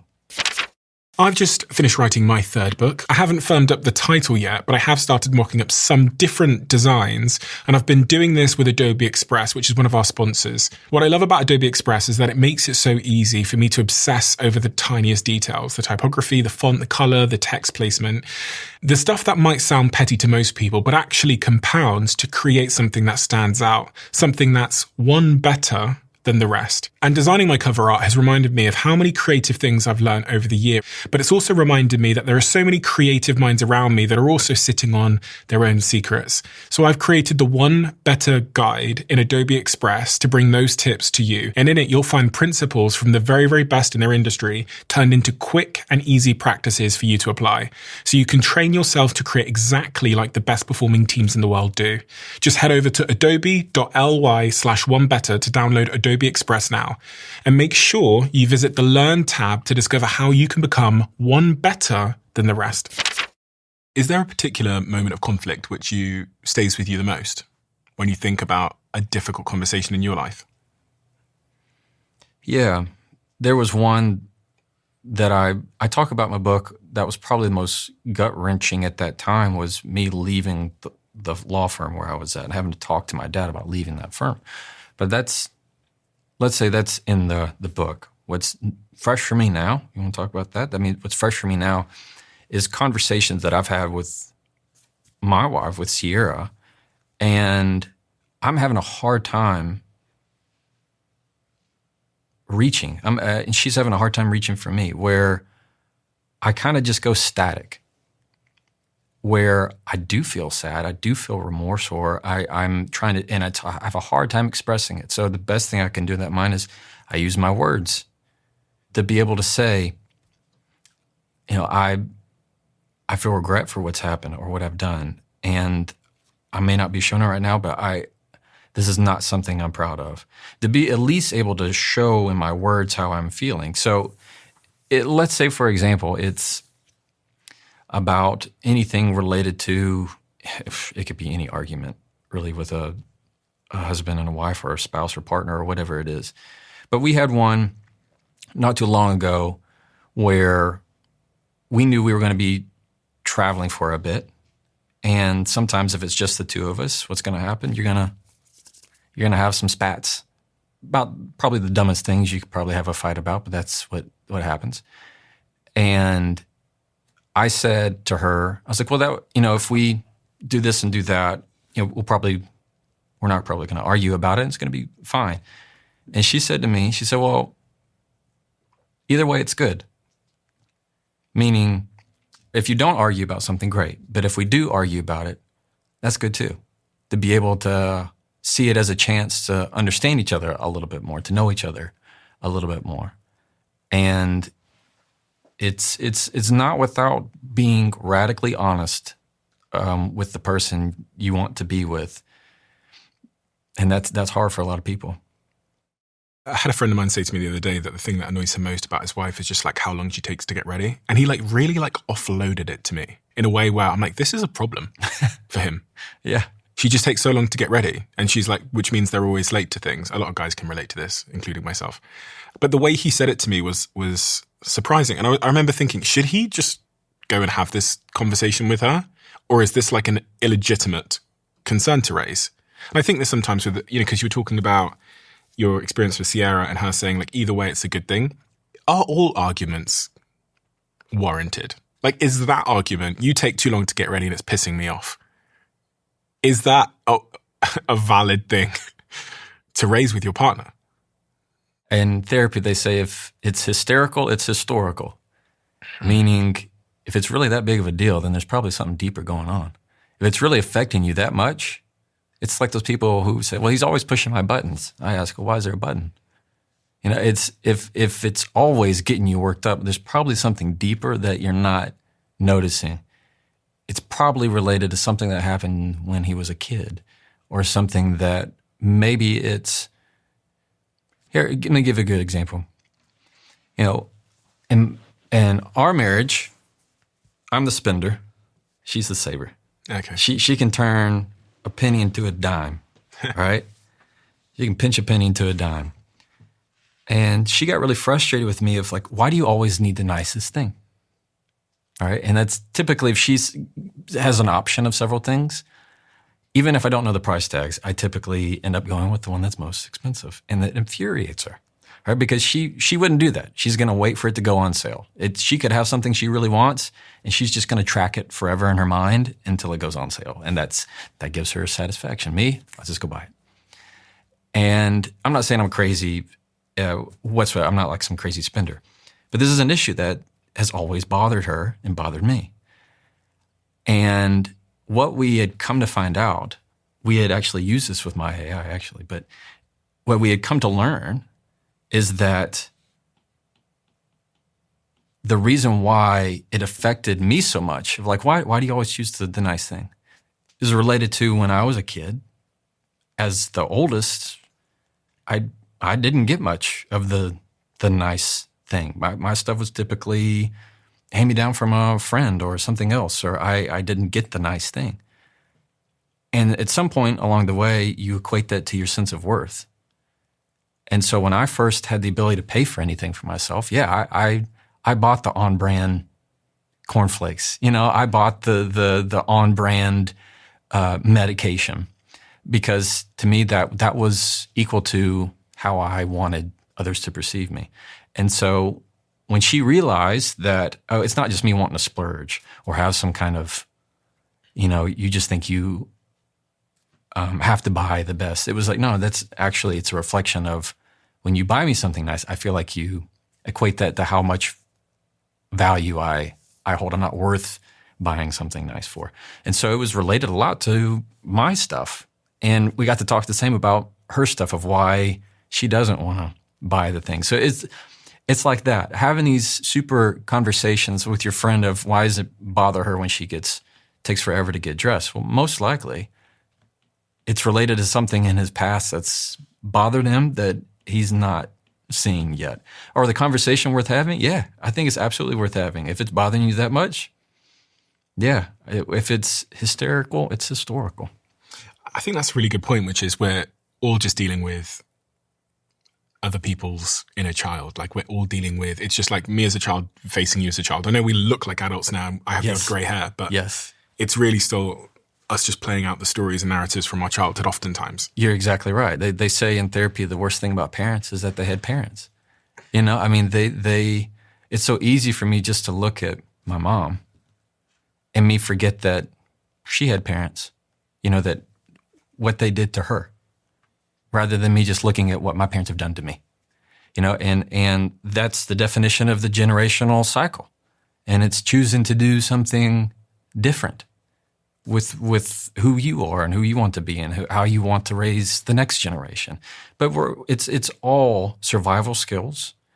It's all childhood trauma that's related to, and when people, I have a section in my book of having people define out their own, the communication skills they saw growing up. Because most of the time, if you feel like arguments have to be this big shouting match and everybody's yelling, and it's also typically cultural, you know, of how certain cultures, how they argue and how loud it is, and if everybody, versus there's some cultures and families that it's very quiet. Like I'll never forget going to a friend's house when I was about 7, and his parents, while we're eating cereal, like just had at it. And I was mortified, like arguing. And I mean, yelling at each other. And I am like bull in hand mortified. And my friend is just eating cereal like, hey, I'm bothering him whatsoever. It's just another Tuesday, you know? And whereas I grew up with, if my parents argued, it was going to be in their bedroom. You know, I knew if they went to close the door and they were going to have a conversation that they didn't want us to hear. And so everybody has been modeled something different where, I've seen it on the negative side where people feel like you don't really love me unless you want to fight with me. It's because that's all they've been modeled, fights.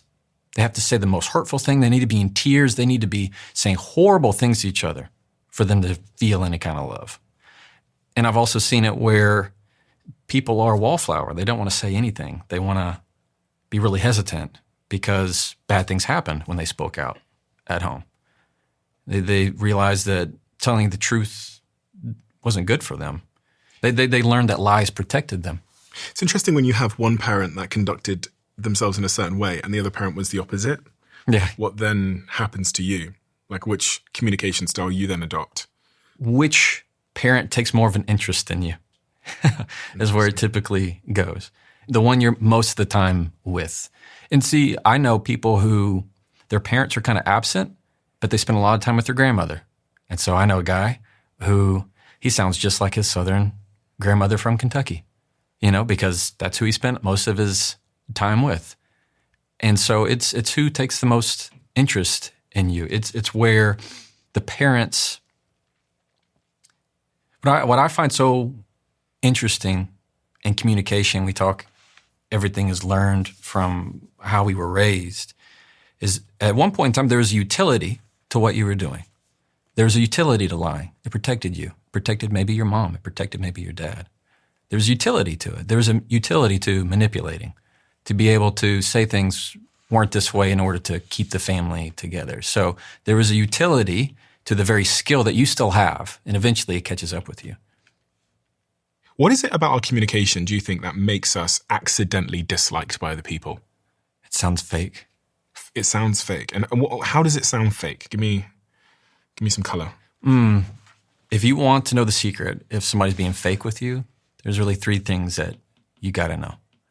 Number 1, it's what I call bestie bombing. Bestie bombing? Yeah. So instead of like God. love bombing, it's bestie bombing.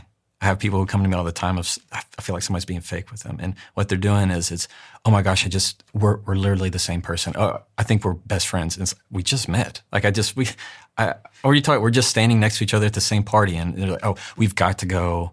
Oh my gosh, you're my soulmate. And it's like they give way too much right out of the gate of how much they love you. Yeah. And it's nothing, it's not what secure people do. Secure people don't attach to you instantly. Is that a form of manipulation? No, it's a form of insecurity. It's a form, because if it would be manipulation if they actually meant it. But they don't. It's these inauthentic relationships that all of a sudden it's like, oh my gosh, we're going to be best friends. I love you so much. And you're like, I don't even know your last name. What are you talking about? So you see that a lot. 2 is the over compliments. We all have this sixth sense to be able to sniff out if that's real or not. Like nobody needs to teach you if it's a fake laugh or not. Like, you know what I mean? Like, no, right. I don't know. Was that real or not, Steve? That was real. Yeah. It's so funny, because we think we can spot everyone else's fake laugh and no one can spot ours. Exactly. Yeah. That's exactly right. It's like, but nobody had to teach that to you. Nobody had to say, hey, if you hear like this, it's a fake laugh. No. We all, as humans, we have an ability, a sense to go, that didn't sound real. That's not a real smile. People have their like photo smile and the real smile. Yeah. And the same with the laughter, or you're like, that wasn't that funny. Or they over compliment something. They compliment your shoes. I mean, and then they go, oh my gosh, I love that outfit. And then all of a sudden they've turned their head. You know what I mean? They're not really truly engaged in what it is. It's just, it's a ritual to them of that's how they have learned. Because to me, if you have to perfectly curate yourself, this sense of perfection, you're not getting the real human. You're getting a person in character. You're getting them in and seen. They have to like get into it. And so it's something that's so fake every single time. And then the third that you have to watch out for are the people that aren't willing to actually have an interest in you. Meaning they never ask anything about you. They're only wanting to talk about themselves. Like, have you ever been I know you have, and you're networking in a big room and somebody's looking at you and all of a sudden they're looking at the room. Like they're looking for who they're going to talk to next.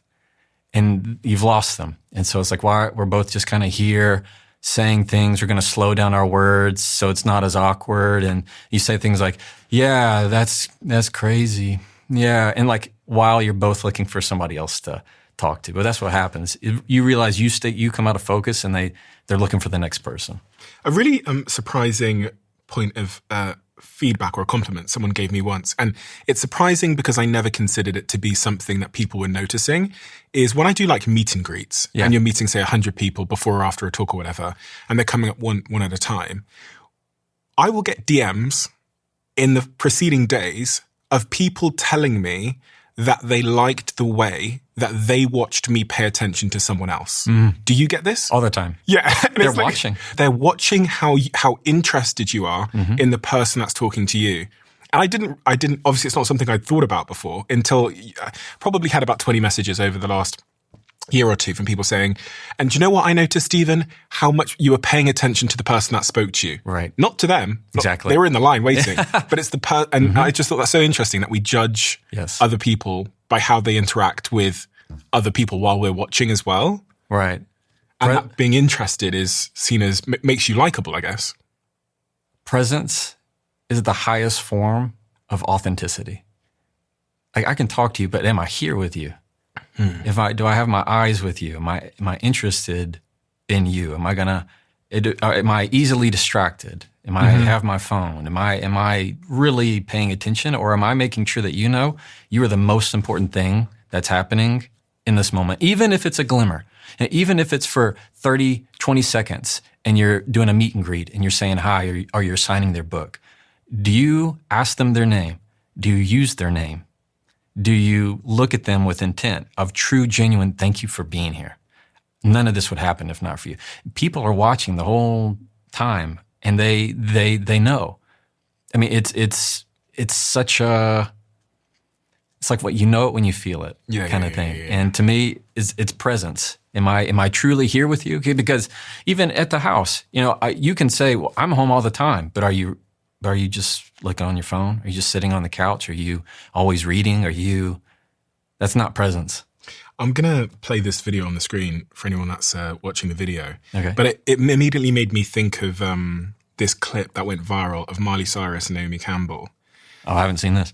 They were doing a meet and greet together, and they were just chatting to each other and kind of ignoring the fans. And you can...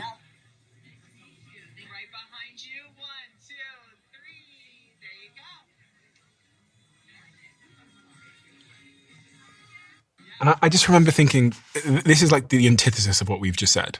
Mm-hmm.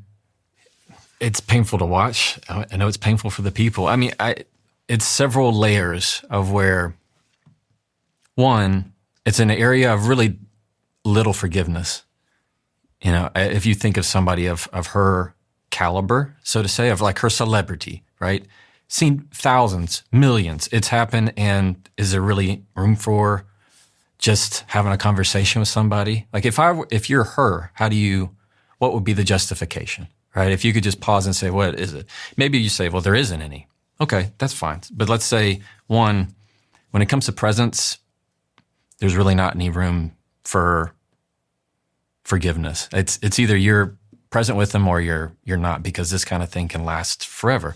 Second of all, people will forget what you did, but they'll never forget how you made them feel.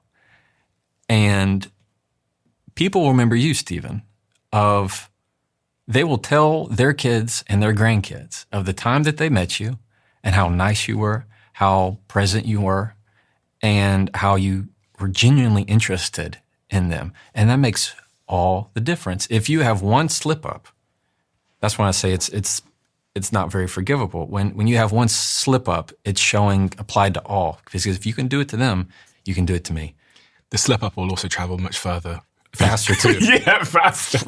Because I guarantee you, you think of all the meet and greets that somebody like that has had, and has had genuine, real interest. They mess up one time, they get tired one time. Well, then all of a sudden, that's what travels way faster. So, but the thing is that's why I say presence is the highest form of authenticity, because if you can take that moment to be truly interested in somebody, because who am I? I'm a guy from a small town who made videos in my car, and you're going to come to my book signing, and you traveled and you flew in 2 hours? Like, why would I not? Hold up, take the line. Let me spend 3 minutes with you. Can I give 3 minutes of my life to talk to you? What are you doing here?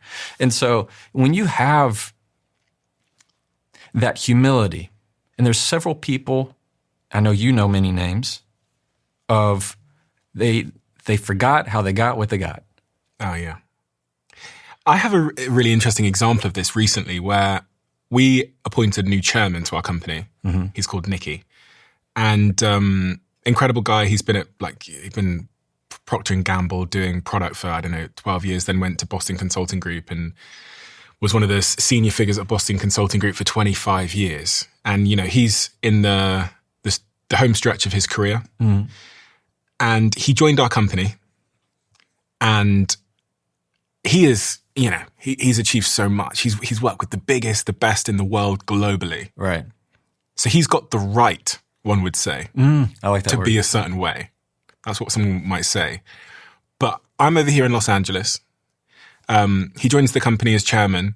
And the interesting feedback I got, 5,000 miles away, was a very junior member of the team came up to me and said, "Oh, I love Nicky." And I was like, "Explain." And he went, "He sat down with me and gave me an hour of his time.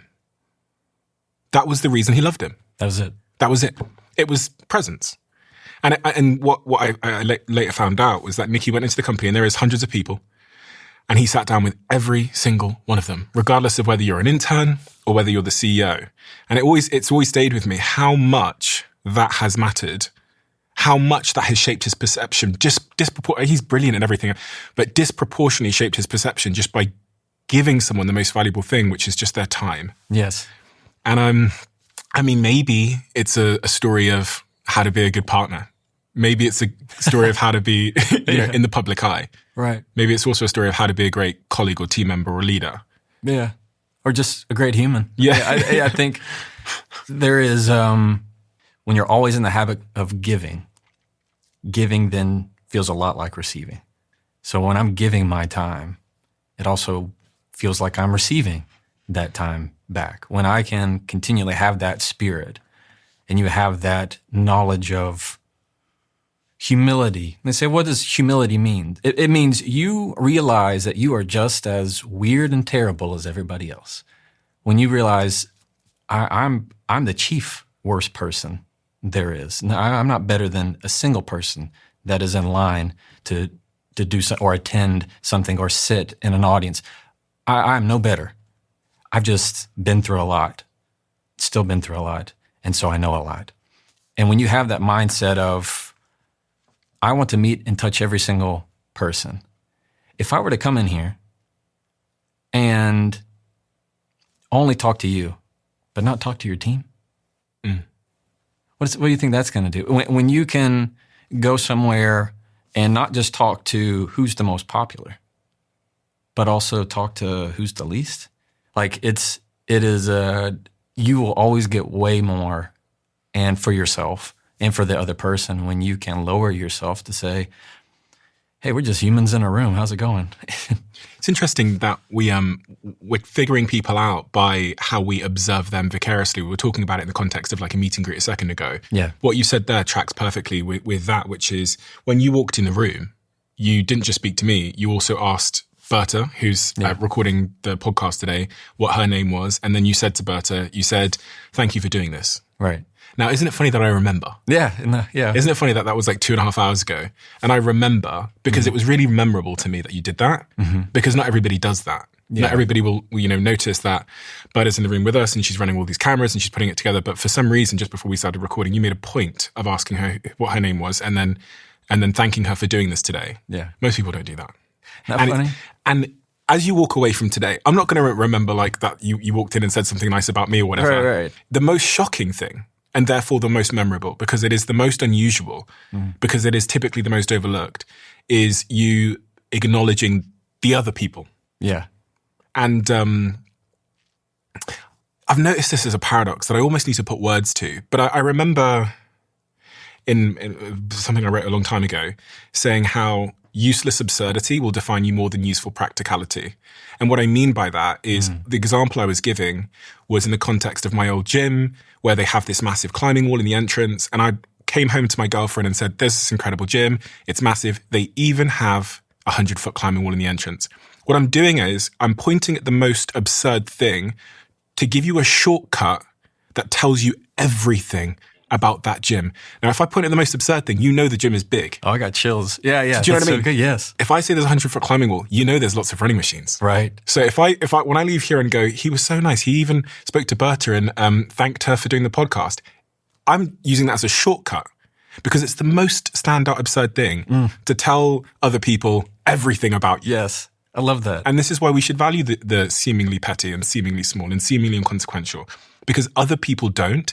Therefore, it creates maximal impact. Yes. That's why the big conversations rarely matter. The small ones do. It's the small ones with strangers. It's the conversations you don't have on the stage. It's the conversations you have in your driveway. It's the conversations you have in your backyard at the coffee shop. It's the conversations you have with somebody passing by in the elevator. Like it's those. That's what defines the human experience. If I were to text you a compliment, right? That's one thing. But if I were to say, hey, I just finished lunch with so-and-so, who you also know, I got to tell you, this person loves you so much. And I share with you what they said about you, you're going to take that differently. If I wanted to give you, let's say if somebody wanted to give me a gift, right? But instead, they didn't give it to me, they gave it to my kids. I mean, that's, how much more would that define how much they care, right? It's anytime I go on a stage, I make it a priority that I know the guy or girl who's putting on the AV system, the lapel mic, the everything. I want to know their name.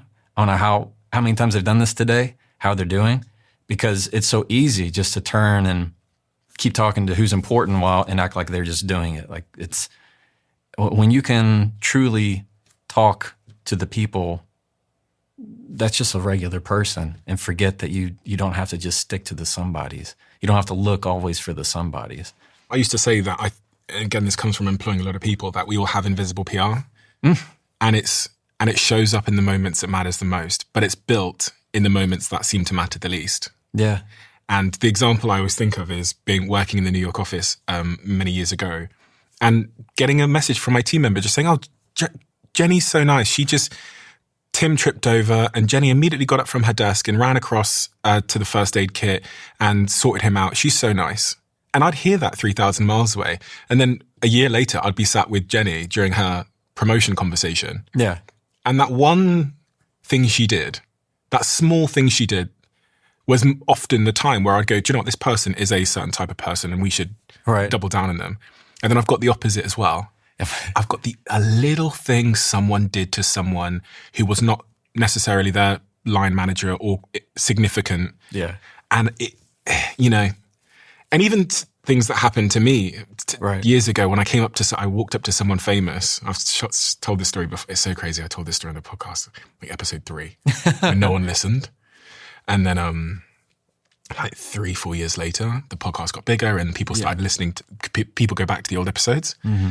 And this famous person tweeted me like 4 years later. I was like, I heard you're talking about me in the UK, blah, blah, blah, blah. But I was just sharing it as an example for like invisible PR, where I'd gone up to someone famous and asked them a question and they just like, bang. Yeah. Like laid into me. Right. And I, you know, I don't know what they're going through that day, but it always, you know.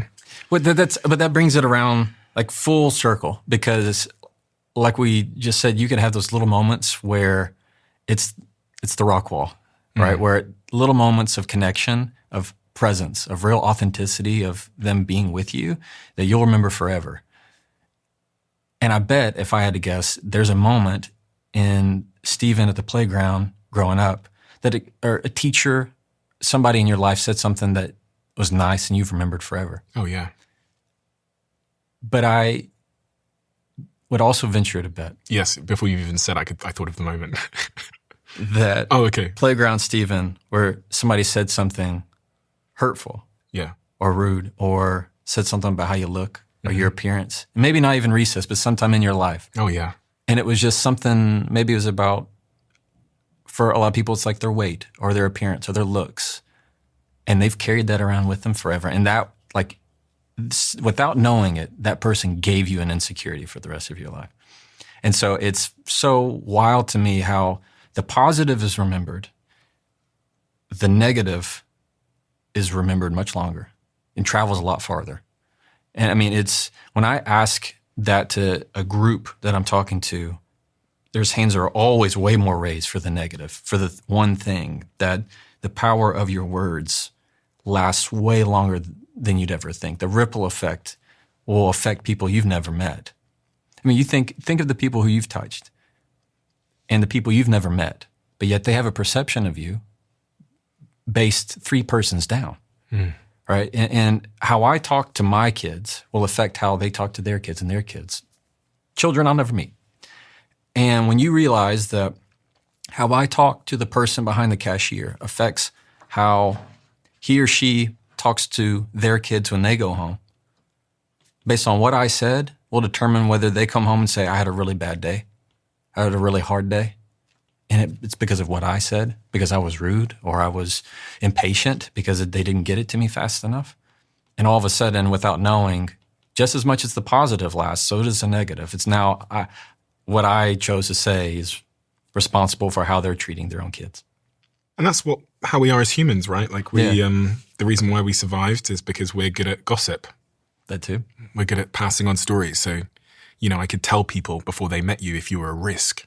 No, yeah. I could, don't go near him. Don't go near that cave. There's threat. There's a person in there that's going to kill us. So right. It's a survival adaptation, I guess, in some respects, to be gossipy and to pass on people's reputations. But we've always asked, what's the news? Yeah. You know, people going through town from town to town. You didn't really have a paper. It's, do you have any news? So I'm going to push you to close, to give me the 5 things that you think are most important for anyone who's striving to be a masterful communicator, conversationalist, to get what they want out of life, which is really what I think is the last domino when we talk about body language or communication tactics, or all the things we're talking about. I think people are trying to get something out of life, whether it's to have a better relationship or to be respected or get a promotion, to be successful. I think that's probably the output we're looking for, ultimately. Do you agree with that? I don't want to... Like, what is it what's the last domino that people are looking for when they talk about this stuff up here? Self-worth. Self-worth, okay. Am I enough? Am I enough? Okay. So what are the 5 most important things to summarize? If you had to give me 5. The first is authenticity. If I cannot be genuine with you, if I cannot be real with you, then I can be nobody to you. And on authenticity, on your bad day, are you still authentic at work? Yes. Like if you're really, having a bad day, do you show up to work as your authentic self? I would say yes. I mean, there's obviously certain parameters that are within social norms of just because I'm having a bad time and in a bad mood, does that give me a right to rip you a new one just because you said hello to me that morning? No. But I think that there is certainly a space to say, don't act like you're happy when you're not. What about lying? Is that a violation of authenticity? So a colleague comes up to me, they say, what do you think of my new haircut? And you think it's terrible. Yeah. What do you say? It's an interesting choice. Probably is what I'd say. So you wouldn't lie? No, I wouldn't. I would probably change it to where I'm glad that they like it. I don't have to like it for you to give it any type of worth. If you like it, that's awesome. And authenticity as a strategy builds trust over time. So that's a long-term game, I guess. Yeah. No, I came across some research recently where it was in social settings, those that are more authentic are also the ones that are more trusted and the ones you want to be around more. Why do people struggle with authenticity? It goes back to this point about people pleasing, I guess. But there is a certain type of person, I think, that probably struggles to just be, just to show up in all the ways that they are, to be themselves. They grew up in places that weren't safe, whether physically or emotionally. They grew up unsafe, and so they're always tense. They're always anxious. They're always worried about the next shoe to drop. They can't rest. You see people that had come from very hard, harsh environments. You'll see the survival skills that have come out of that. It's because they simply didn't have a place to be safe. Number 2. Reduce the amount of distraction. Reduce distraction. Is that the same as saying like increase presence? Well, that is the benefit of it. Yeah. If you want to increase your presence, you have to eliminate distractions. And that means eliminate how often you're on your phone. I've got some thread here. Do you know why this is here? Yes.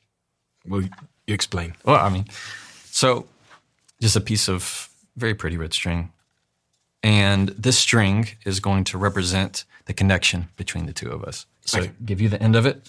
What I just gave you is a piece of string, and it connects between your hand and my hand, and it's taut right now. So this string right now represents the connection between us in conversation. It's tight. It's very tight. I'm going to ask questions throughout this that don't think about what the right answer is. Just go with what your gut instinct of how it feels. So right now it's tight. And if I look at you in the eye and I say, Stephen, how's it going, man? It's going good. Yeah. Yeah? What was something that frustrated you yesterday? My haircut didn't go to plan. Tell me about it.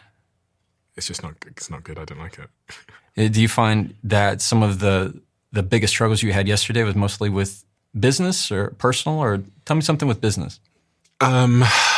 Struggles with business yesterday. Oh, go ahead. Okay, so you're on your phone now, and the connection has been reduced. Yeah, so I just pulled out my phone, and now I'm looking, and what did you feel in the line? I felt like the tightness went loose. Yeah, it went slack. Right, but that's the physical. Emotionally, how did that feel? It felt disrespectful. Yeah. And see, if I had just had both hands on it like this. Now, let's put it taut again, and I'm talking to you, and I say, so what are you looking forward to this weekend? I'm looking forward to... No, go ahead. And this is me just turn. It's still tight. Don't worry. I still am connected to you. No, don't worry about it. I'm right here. Go ahead. Yeah. Exactly. You see how all of a sudden you wanted to let go now? Yeah. Yeah, for anybody listening. So we both had it tight.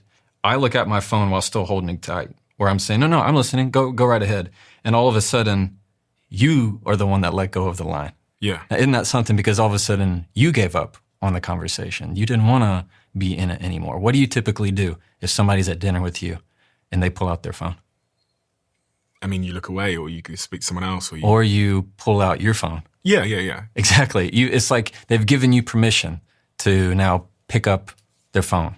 Somebody gets on theirs and you don't want to look awkward or odd. So what do you immediately get out yours. And next thing you know, both of you are on your phones at dinner where you're supposed to be communicating with each other and you're just staring at your phone.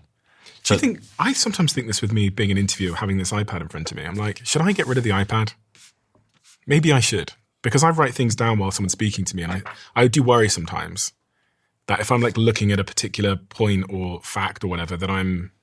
It's a little bit different. So there's a part of this that is, it's a production. We have cameras, we have lights. Like this isn't a normal, just if you and I were having coffee. But let's say you and I were having lunch and I'm talking like this to you and I put my phone right here. Do you feel a difference? Yeah, I do, yeah. Do you feel I'm more connected or less connected? Less connected. Yeah, and I'm if amongst priorities, not the priority. Do you feel any different if I flip it over? Yes, I do. And my face is it's down? Yes, I do. Now, it's a signal. Of? That you think this is more important and you don't want to be distracted. Imagine, what would you feel like if you were on a date or got together with a friend and you just said, hey, where's your phone? He said, oh, I just left it in the car. I just wanted to sit with you. Yeah, it's incredible. Does anybody do that? No. No, nobody does that. But imagine if right now there was, let's say a woman is about to go on a date and she asks the guy, where's your phone? And he goes, oh, I left it in the car.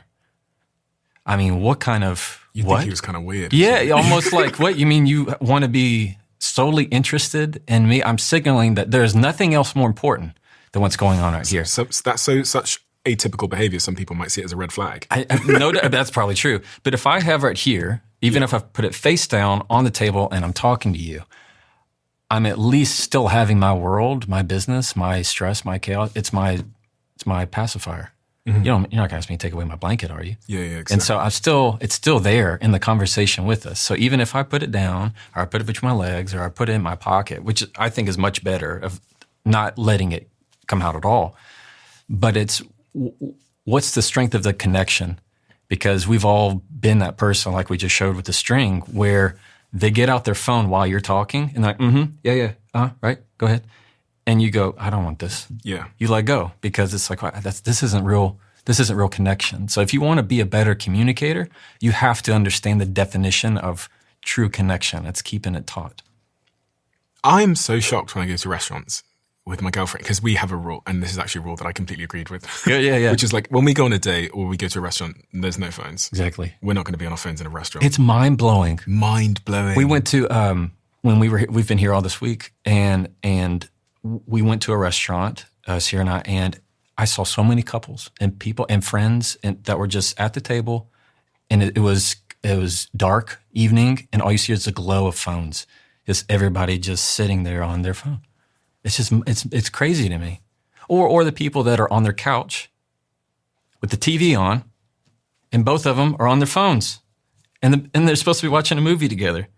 You know, people watches a little bit in restaurants. Yeah, so I'm not going to pretend we don't. Yeah, they just say, I'm not going to do that. Yeah. But so we will be in a restaurant and we just sometimes play a little game where we kind of guess how long people have been together based on how they're behaving. Oh, I like that. Yeah, that's fun. And so it tends to be the case that it's the younger couples where there's a man and a woman and they're both on their phone. And I just can't believe what I'm seeing. Yeah, it's pretty wild. I got my phone a lot. But if I'm on a date, I am not going to be sat there looking at a screen while she's sat there looking on a screen, just in total silence. Even if I've known this woman for 35 years. Yeah. It's become so much of an emotional pacifier. When I don't like the angst of having to wait in line by myself, I don't like having to sit on the subway or the tube or the metro or whatever by myself. I get out my phone. It prevents me from having to have dialogue. So instead, I'd rather just look at my phone and watch and scroll versus communicating. Like imagine waiting for your haircut and everybody in the room is actually talking to one another like they used to. And they'd just be wild to you. Everybody in the doctor's office, in the waiting room, everybody's looking at their phone. So yeah, to me, it's such a distraction. And that means even at the house too. I think even more so when it comes to the house. So that was point number 2, which was reducing distraction and therefore increasing presence. 3, stop over-explaining. You have to invest in the right words, meaning if you are constantly just gushing words the whole time, does it make you want to listen to that person more or less? Oh, yeah. I mean, you just kind of discount it. Yeah. All of a sudden, it's kind of like that story about the boy who cried wolf. Like you talk so much that the message gets lost. If I'm always talking a lot, it's easy to tune it out. It's like it becomes its own static. But if you choose your words, if I'm going to slow down, so how do you stop yourself from over-explaining? Instead of being a waterfall, be a well. Meaning rather than trying to gush out information, get them swept away in your message, you have a confidence in holding your knowledge. That if they have a question, they'll ask. You're available for the question should they want to ask. But I'm going to give you always exactly what you need if I choose to be a well with my information rather than just gushing. Because when I over-explain, all somebody's doing is indicating that I don't really know if I believe what I'm saying or you believe what I'm saying, so I need to say more. I notice there's such power in when someone asks you a question, taking a moment to think. And actually sometimes I notice some people will actually say, let me just think about that. Mm-hmm. And the minute they do that, I'm immediately doing the opposite of discounting what they say. I'm now actually at bated breath to hear this very thoughtful, considered thing they're about to share with me. Right. Whereas you see a lot of people do the opposite. The minute they're asked anything, it's just like the floodgates open. Yes. And they start filling the silence and they start thinking out loud. Exactly. They're external thinkers. What I teach is let your first word be your breath. Meaning when you put a breath where the first word should be, everything else flows. If I start gushing, what I'm signaling is, most people wait until they're talking to figure out what they want to say. Yeah. And so they say, well, what I mean to say is, I say all that to say, because they're still trying to figure it out. But if you were to ask me a really hard question, and rather than having that knee-jerk reaction, I go, that's a good question. Let me think. Then you're going to be in it. You're going to know whatever is about to come out has actually been thought about, is actually going to be something you want to listen to. Now you're going to be more curious. Now you wait with bated breath of what's going to happen. So when you think of business meetings, the person who goes, oh, actually, I disagree with that. If you look at our latest studies and they just start, blah, blah, blah, blah, versus when somebody asks, Stephen, what do you think? And you go, and you just hold that silence. It's like a cliffhanger. Everybody wants to hear what you said. But people who are confident, they don't have to say something to show they know something. They choose their moment. They choose their timing. It appears they're also the people that are most likely to turn around and say, I don't have the answer to that. Yep. People who are truly confident know they don't always have to get it right. They know that they will get it wrong. Confident people, confidence does not mean you have to know all the answers. Confidence means you know that you don't. When you have the confidence of knowing I don't know everything, all of a sudden you sound a lot more real. There's also something about you just being the type of person that's willing to sit in silence, but also just take up more space and time. That signals respect. The very fact that you would have the audacity to say, someone asks me a question and I go, let me just think about that for a second. Yeah. It means that I'm not, you talked about rushing earlier. I don't rush. And there's something about quite aura about that. There we about go. The fact that you're not the type of you're the type of person that can just take 7 seconds, right? Because you're kind of stealing 7 seconds from everyone there, right? So that you can think. And you would think that the harder the issue, the more time that is necessary. You would think, yeah. And instead, everybody's equated it to immediate. I think when, let's say, we're on a ship and we're in the middle of a storm, who's the person that they all look to say, I'm freaking out, I'm scared, but the captain isn't. This person knows, she knows. And we're constantly looking for that person in times of emotional stress. We're wanting someone to, I'm too anxious, but I can go to this person. Because in times of crisis, they say you walk, don't run. When I act like I've been there before and I've seen this, I'm telling everybody else, if he's not worried, I shouldn't be worried. If he's not upset, I don't have to be upset. A lot of doctors, a lot of professionals that deal with conflict and crisis management, it's their job to be as calm as could be, because if they reacted in a way that set you off or set you on edge, well, then there's no anchor, and then it's a bad place to be. But yeah, just having that, let me think about that for a second, has a different tune of, oh wow, this person, they know who they are. I don't rush. That's just not what I do. It reminds me of every time I've had turbulence on a plane and I've looked at the flight attendant to see if this thing is going down. That's so good. Yes. I've done that. I can't tell you how many times I've done that, where I'm looking at the hostess, like just walking, still passing out snacks and not bothered. I'm like, oh, okay, if he's not bothered, I'm good. We do that in conversation every day. We're looking for the calm flight attendants. We're looking for the anchors, the captains, the people who in times of stress and turbulence in our life, we can look to and say, if they're okay and if they're good, then I can be good. And when you can be that person for others, you're a leader. Yeah, always. You are the leader. Mm-hmm. This is probably the defining trait of, I think, people that I have employed over the years that I would consider a leader or not a leader, is how different they are when shit has hit the fan. Yes. And if there is seemingly no difference in the way they're conducting themselves, leader. Yep. Emotional regulator. They bring the temperature down.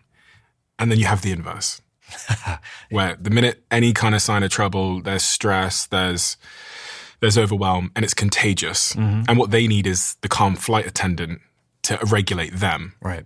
So I think, and people, I think, who want to be leaders in their professional lives should really think about this. Like, how do you show up when things are hard? I always tell the story of one of my friends called Oliver, who, when I employed him, must have been 7-8 years ago. Okay, he wasn't my friend when I hired him. But the defining trait of Oliver was that he would deliver me good and bad news the same. Yeah. With the same sort of nonchalant, calm demeanor. So he'd walk up to me and say, we've just signed Uber across America. We're going to be there, da-da-da. And then the days where everything was on fire, he'd walk up to me and say, Stephen, can I have a chat? I'd say, yeah, cool. He'd say, just so you know. And then he'd deliver some of the worst shit I've ever had in my entire life. But he'd do it in such a calm way that I was calm and I thought he had it under control. Right. And I remember always thinking, I need to put more people under this guy because he's going to bring us down. And so I just think as employers, I wouldn't have known that my boss or my employer is thinking this unless someone had said it to me. They're watching how I deal with things when shit hits the fan. They're always watching. And always. I mean, you take people that are watching you and your team. You have a large team. When you are upset and anxious, everybody feels it. Mm-hmm. It spreads. But if you're the one that's calm, that spreads too. And so you have to get to the situation where if you're upset, then people know it's something to be upset about. I had a friend in college. He was upset about everything. I mean, he just was a hothead. And he got upset about the smallest things. How can you possibly tell the difference between what is a small thing and a big thing if you're always having the same level of reaction? But if you have a calmness, and let's say then you have an explosion because it happens, because you're human, that's when people know, oh, this is something serious. Mm-hmm. Because if you always operate at a 10, nobody's going to appreciate it when it's really an 11. When you think about like military generals and leaders, they also have this other side to them, which is they do also protect the standard. And I think there's a balance that's almost needed here between being nonchalant in those moments where something bad's happened, we can't control it now, and then how you defend the standard. So like you watch the military barracks or whatever when they're going through training, these leaders are like screaming at them about the standards, about the buttons, about iron your shirt, make your boots clean. Mm-hmm. And so it appears on one end that they are petty about something. Right. And they are these leaders are emotional. You look at football managers. Yeah. Or sporting managers. Yeah. They almost exist in a bit of a dichotomy, which is like knowing when to be controlled and then knowing when to be seemingly emotionally irrational about something. Yeah, and I think those specific situations are also part of a system. This is a system that they've seen produce the outcome that they want. So they know that there's a utility to having that big reaction, or there's a purpose behind it. What I find is the negative is when you have people who there's not a utility. They don't have the words. The leaders who, let's say, curse a lot because they don't really have the vocabulary. You know, they would rather have big emotional reactions. But when you have that type of language that is not going to show that you're in control of your emotions, you're just less believable. All I had to do was brain dump. Imagine if you had someone with you at all times that could take the ideas you have in your head, synthesize them with AI to make them sound better and more grammatically correct, and write them down for you. This is exactly what Whisperflow is in my life. It is this thought partner that helps me explain what I want to say, and it now means that on the go, when I'm alone in my office, when I'm out and about, I can respond to emails and Slack messages and WhatsApps and everything across all of my devices just by speaking. I love this tool. And I started talking about this on my behind the scenes channel a couple of months back. And then the founder reached out to me and said, we're seeing a lot of people come to our tool because of you. So we'd love to be a sponsor. We'd love you to be an investor in the company. And so I signed up for both of those offers. And I'm now an investor and a huge partner in a company called Whisperflow. You have to check it out. Whisperflow is 4 times faster than typing. So if you want to give it a try, head over to whisperflow.ai/DOAC to get started for free. And you can find that link to Whisperflow in the description below. So many of us are pursuing passive forms of income and to build side businesses in order to help us cover our bills. And that opportunity is here with our sponsor, Stan, a business that I co-own. It is the platform that can help you take full advantage of your own financial situation. Stan enables you to work for yourself. It makes selling digital products, courses, memberships, and more simple products more scalable and easier to do. You can turn your ideas into income and get the support to grow whatever you're building. And we've just launched Dare to Dream. It's for those who are ready to make the shift from thinking to building, from planning to actually doing the thing. It's about seeing that dream in your head and knowing exactly what it takes to bring it to life. Enter to win $100,000 for your dream. All you have to do is share what it is. Learn more at daretodream.stan.store. So that was number 3. Yeah. Stop over-explaining yourself. Yeah. The second one was reducing distractions, and the first was authenticity. Number 4. Know how to deal with their sadness. A lot of people are hurting that you don't know are hurting. And a lot of people are grieving that you don't know are grieving. Whether it's the holidays, whether it's an important date or event that you don't know about in their life, and they're hurting and grieving. If you really want to be a top-level communicator, you need to know not to say, well, not only when the times are good, but also when the times are bad. And how does one be there for someone when they're going through their moments of sadness? Is there any principles that one should think about? Yeah, when somebody is grieving, what you do not do is begin with, let me know if. If what you are about to say begins with, let me know if, it's the wrong thing to say. Let me know if you need anything. Let me know if I can do anything for you. Hey, just let me know. Anything you need, let me know. All you're doing is giving them a chore. This person's already grieving at this moment.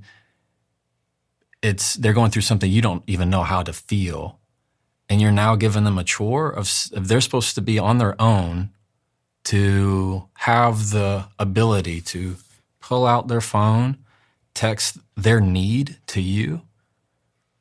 That's never going to happen. Have you ever had somebody say, let me know if you need anything, actually let you know that they needed something?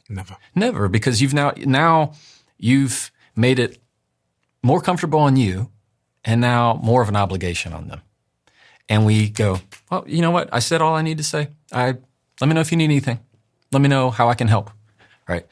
When all you've done is just given them an obligation. You've burdened it even more. Of course, they don't want to burden you. They don't even want to live in some of these moments. They don't want to exist. They don't know how to do it. And saying, let me know if, isn't going to help them. Instead, here's what you do when somebody's grieving.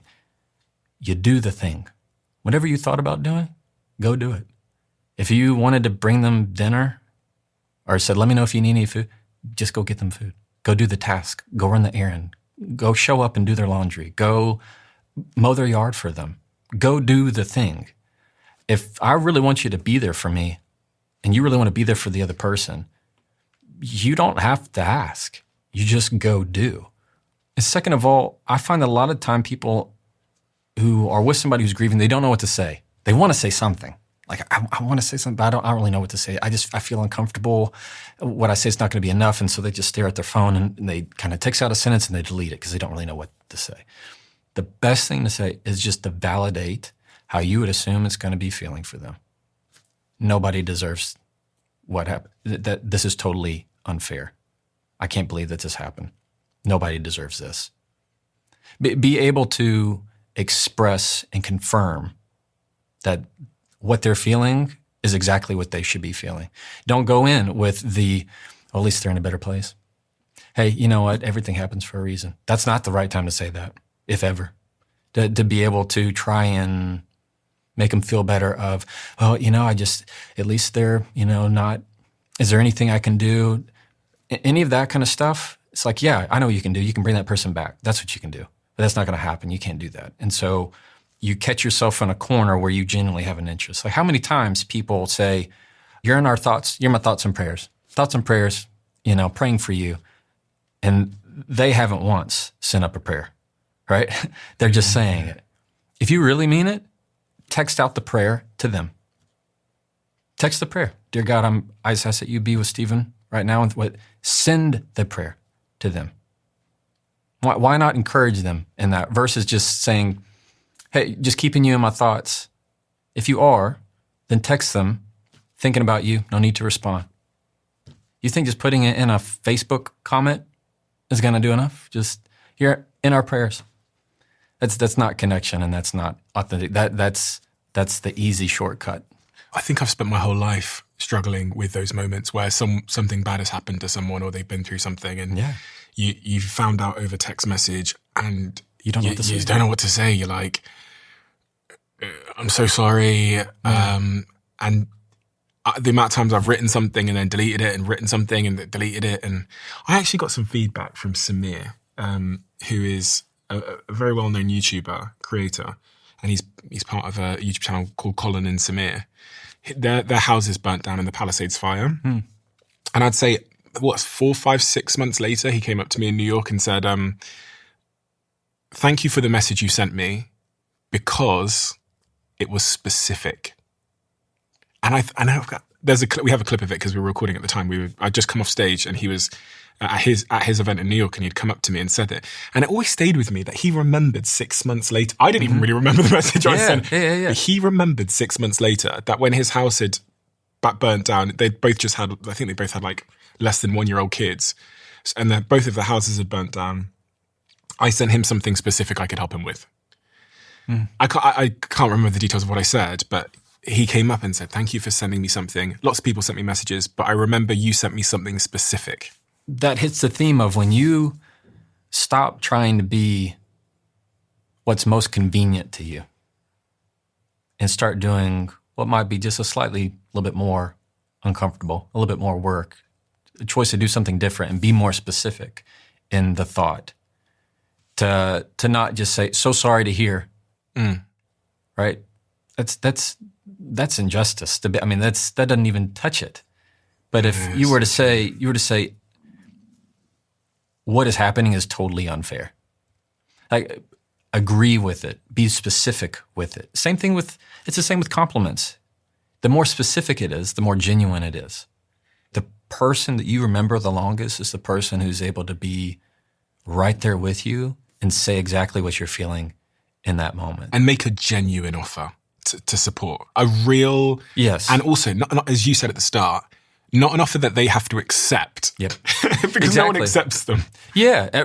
Or make it a condition that they have to reach out to you in order to you consider giving it. Yeah. Instead of just doing it. Or even when you feel that, like, I don't really know what to say, but if I were them, this is what I'd want, and go do the thing. Otherwise, don't say it if you don't mean it. I mean, that's just to me, that's a sign of you're not their person, because there's so many people that are just fair weather friends, that they want to be there and be part of the success, but when your face is on the floor and you're at rock bottom, the people you'll remember are the people that show up. Amen. I've heard that so many times from my guests on this podcast where they talk about their hardest moment, Mm-hmm. and it's always who showed up in that moment. That Number 5, if you want to be a better communicator, you have to know how to handle the insults, the backbiting, the dismissive, the belittling, the patronizing, the words that people use to try and inflict pain. What do I do? If you want to handle somebody who's trying to hurt you with their words, the first thing you have to do is have a bunch of silence, or it's 5 to 7 seconds of nothing. Make it enough to where it's uncomfortable, where they know this is not going to be fun. Number 2 is you ask them to repeat it. I need you to say that again. I need you to repeat that. Most of the time people can't do it. And number 3, if I need to, I ask them, did you mean? Did you mean for that to sound rude? Did you mean for that to sound short? Did you mean for that to sound upsetting? And what it does is allow you to be able to operate in a way that doesn't allow their words to hurt you or to touch you or to cut you. Whenever somebody is saying something that's to belittle you or insult you, they're putting a big spotlight on themselves, and they're hoping to throw it onto you to get your reaction. So I'm gonna say something hurtful to you, and then it's like, oh, they're turning the spotlight right to you. And then when you ask a question, when you have a bunch of silence, it allows their words to kind of echo back to them. And a lot of people will, before they even have to say anything, they'll go, I shouldn't have said that. The more silence you have, the more awkward it becomes, and they kind of have to take it back. They realize you didn't take the bait. But when you put the spotlight and you ask the question, did you mean for that to embarrass me? Did you mean for that to sound hurtful?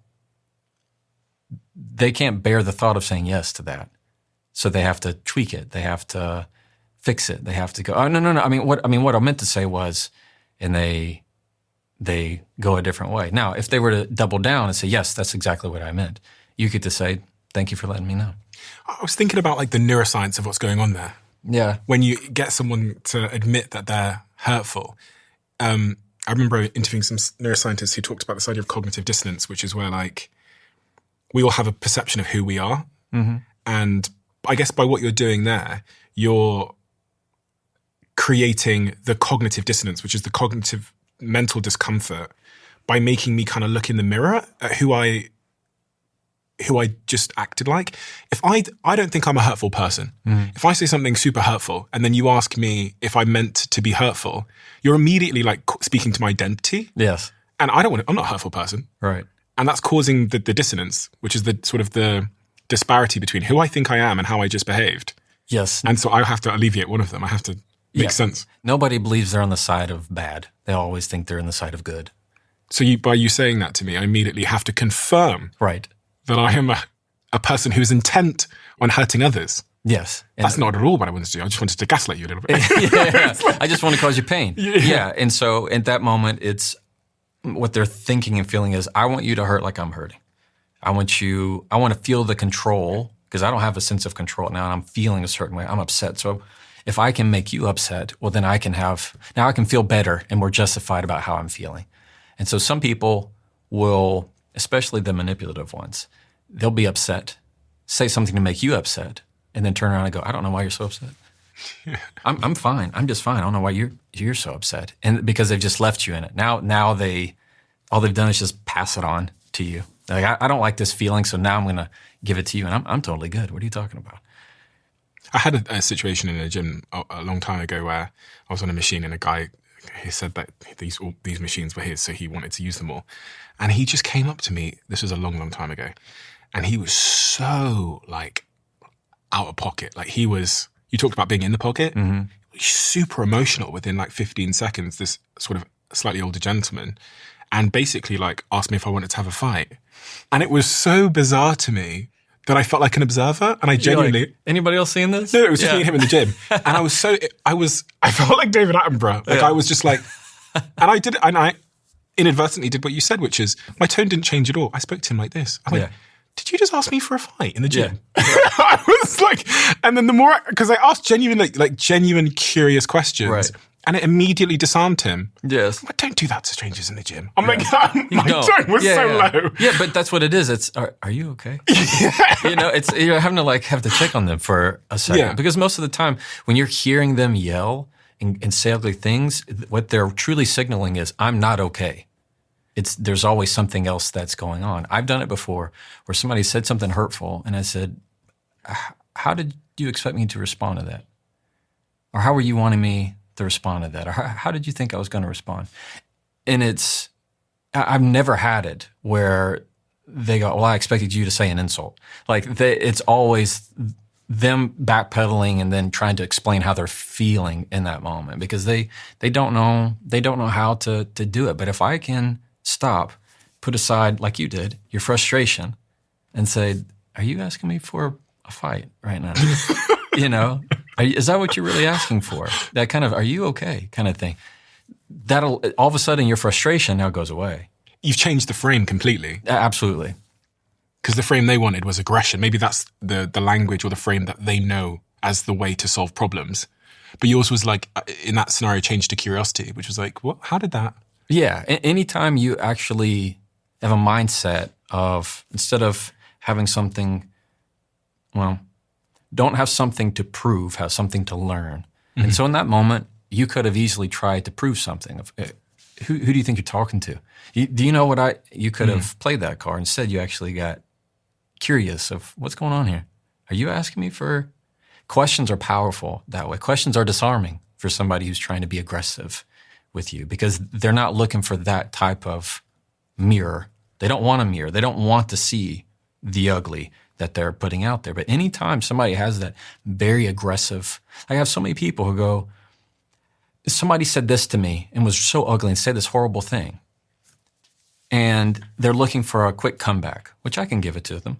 But if they really care about the relationship, I say, okay, I assume they said it at normal volume. What's their need?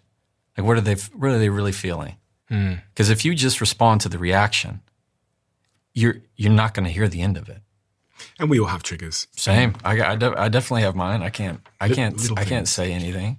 I'll tell you one of the biggest things that has helped me too in if anybody's wanting to improve their personal relationships with a partner or anything, one is understanding, validate first. Frustration comes next. If I respond first with frustration, I'm going to lose every time. So it's validating. It's saying, of course you'd feel this way. It totally makes sense. I can see how you'd feel that way. Acknowledging that it's okay for them to feel that way. Otherwise, the partner's going to feel like I'm being too much. And if I'm being too much, then you're going to leave. Right? It's the same sense of abandonment. So if I can hit that, you're not being too much. I have the capacity I can be elastic in this relationship because I'm not going to be my best self all the time too. But if I can give you a safe space for you to be messy and me to be messy, then you're actually going to have that relationship. Number two, it's understanding that resets is your Uno wild card, asking for a reset. If I were to say, you know what, I didn't say that right. You know what, can I try that again? I didn't say that the best way, did I? You know, I could have done that better. As soon as I start and ask for a reset, I've never had anybody told me no. Nobody goes, no, you have to stick with it right now. Go ahead, keep failing. Like in a video game, why would you keep playing if you knew you were ultimately going to lose? You restart, you try again. And so giving yourself the grace and the other person the grace to have the ability to start over again is a necessary part of communicating in relationships. And three is slice it thinner.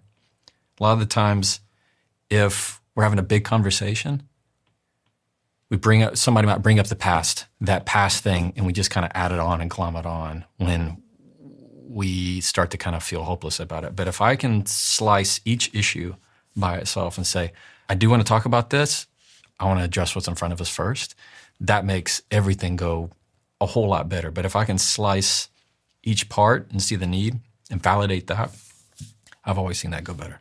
And on that first point about how you engage with your partner during conflict.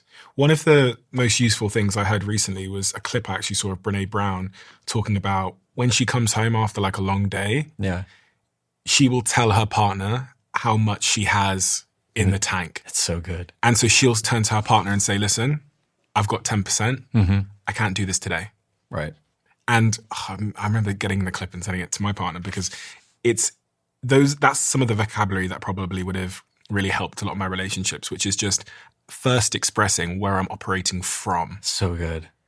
And I don't think anybody is going to be on the receiving end of, honestly, I've got like 10% in the tank today and go, no, I want to do this now. Like, exactly. Well, using percentages in conversation is incredibly helpful, both in relationships, like Brene mentioned, of saying, you know what, I got 10%, you got 40%, let's put it together, we're going to make it work. But I at least know where you're coming from. Same thing at work, right? I've seen, what I encourage is when people are in a meeting and they kind of put out an idea, right? Rather than going, what if, because what happens is everybody just starts to kill it. You know, they start pointing arrows at it because it wasn't their idea. So we need to take it down. But if they come at it and say, look, I got 30% of an idea, then what happens magically is that everybody else wants to join in. So if I were to say, look, Steve, I got 20% of an idea. I need your help with the other 80. All of a sudden you take it as oh, me? I can do that. And then everybody else starts to build it up rather than trying to tear it down. Or even if in conversation, if I say, look, I know I'm not going to have the right words. I'm going to have about 60% of it. Like that at least is me confirming that I know what I'm saying is not going to always be the right thing to say. I wish I did that more. This is, I believe this is the clip I'm talking about. Yeah. It was Tim Ferriss. Everyone says marriage should be 50-50. It's the biggest crock of bullshit I've ever heard. It's never 50-50. Yeah. Ever. And so what we do is we quantify where we are. So if Steve comes home and he'll be like, I got 20. Just in terms of energy. Just energy, investment, kindness, patience. I'm at a 20. And I'll be like, I'll cover you. I got you, brother. Like, I'll pull the 80. Sometimes we come home, which we have done a lot. My mom has been sick. And I'll say, I've got 10. And Steve, like 2 days ago, said, I'm riding a solid 25. So we know that we have to sit down at the table anytime we have less than 100 combined and figure out a plan of kindness toward each other. Oh, I love that. Yeah, because the thing is, marriage is not something that's 50-50. A partnership works when you can carry their 20 or they can carry your 20. And that when you both just have 20, you have a plan where you don't hurt each other. So good. That's the mistake I've made multiple times. Oh, I try and solve big problems with 10. It's a mistake we make every day. Yeah. I mean, for me and with Sierra and I, it's usually if we're at a part of an argument, typically our arguments end pretty quickly, but the ones that go long, it's sometimes, I just don't feel like it. I could give an apology, you could give an apology, and so I just don't feel it. I don't feel like being sorry right now. I will later, but in the moment, I'm just, I just got this stuff in me and I'm not ready yet. And so what happens for me, and what's been so helpful, is when I'm aggravated at that edge and I don't want to give a thing, is to say, my battery's in the red. Like we say in the red because of iPhone. It's like once I know I'm in that place, we know to time out. Because or else you'd be 2 hours in and you've just said way worse things, that you're going to apologize for. And so often when the quicker you can get to a timeout, like if you want to know how well a relationship communicates, look how often they take timeouts. Because timeouts are, they're the amount of value you get in just a pause and then even 5 minutes coming back to it, you have a different, okay, here we go, like a fresh start. Like, why would you leave somebody on the field for 3 hours and never give them a rest? And you think we do it physically, but I'm not going to do it mentally. Like if you want to know the key to the relationship, the metric that is the most valuable key to a relationship is that the quality of the conversation is equal to the quality of the relationship. Said differently, the quality of the relationship is equal to the quality of the communication. You look at all these couples that are divorcing, okay? Or the couples that are in bad states. It's because they were okay and the positive, but they don't know how to deal with the negative. So it's the measure of not just, can we talk about the happy stuff? I talk to these elderly couples that have been married for 50 years, and I say, what's your secret? It's not, can you be happy in the happy? It's, how long can you sit with the hard? You know, how long can you be in the sad times? Because those are gonna happen. And I see that so many people who communicate with me or message and they're going through a divorce or they have been divorced. And you realize that it's not often that they fell out of love. They fell out of communication. They stopped talking to each other. This is, I think, one of the great myths we're sold when we get into our first relationship is we think that the sign of a good relationship is the lack of conflict. But if you've ever been in a long relationship, I think over time you start to figure that it's not the amount of conflict. It's like, it's how one manages the conflict. I read a quote, which I've never forgotten, which said, you can predict the long-term health of a relationship by whether each cut heals to 101% or 99%, i.e. does your conflict make you stronger? Yeah. And if I look back through the conflict that I've had with like my partner that I've been with a long time now, I go, it has actually deepened the roots. Yeah, it has to. Like it's been productive conflict, you know, which has made us stronger. And that in part is because of many of the things that you talk about, which is like trying not to win every argument. Right. And all the things in your book. Yeah, but that's Sierra. That's what Sierra talks about. Either way, it's good. Like it's the conflict. You want conflict in your relationship for the growth. It is rare that you can have individual growth alone. It has to be relational. 100%. It has to be with other people. I can read a book on how to do something, but until I do it, it's a totally different game. So I learn relationally with things and with other people and places, but for sure, relationship. I mean, there's no other way to go around it. You have to have the conflict if you want to be better. And I've seen so many times where the people, they face in their hands, they don't know how to talk to one another because they gave up on trying to repair, but they're all in on trying to blame. And so when you are trying to kind of undo what has to be done, that makes it all the more difficult because it's just so many years where there could have been repair, but there hasn't been. And in turn, that really hurts the relationship. I read a recent study that the biggest predictor of the child's well-being within the parental relationship is not whether they were married or divorced. It was how they deal with conflict. I mean, because how many people have had parents that are still together but fight terribly? Yeah, oh my God, yeah. And in fact, should probably maybe not be together. Yeah. Or those that they're divorced but communicate great. Yeah. And they never put their child in the middle of it and didn't use the child as a mail carrier between the two. To be able to do that is, I mean, you get to change the whole trajectory of a child's life. At some point we have to forgive our parents, right? Yeah, that's the truth. Like you said, like they were kids too, raised by parents that... This is their first time still doing it, you know? You have a workbook on its way in March 10th called The Next Conversation Workbook. Yeah. Practical exercises for arguing less and talking more, which really takes everything that you wrote about and turns it into an actionable blueprint framework for people that really want to embed these habits into their lives.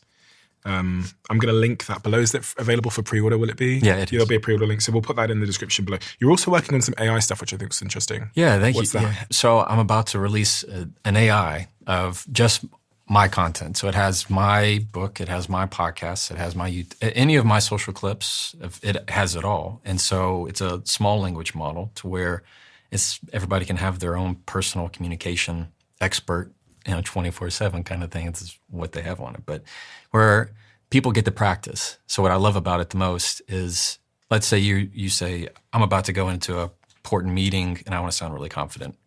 What can I do? Or I'm about to have my spouse isn't listening or really upset. What can I do? And you apply those right in that moment, and gives you a different way of perspecting, a different way of seeing things from a different view. Or what I've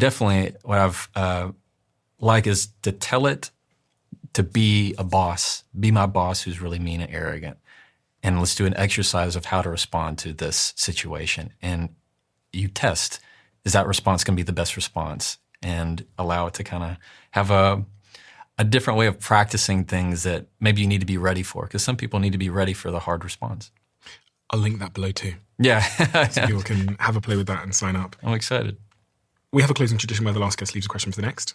Question left for you is, who are you most dying to meet and why? Oh, that's a great one. Person I would love to meet right now is probably Brene Brown. That's probably the fact that you brought her up.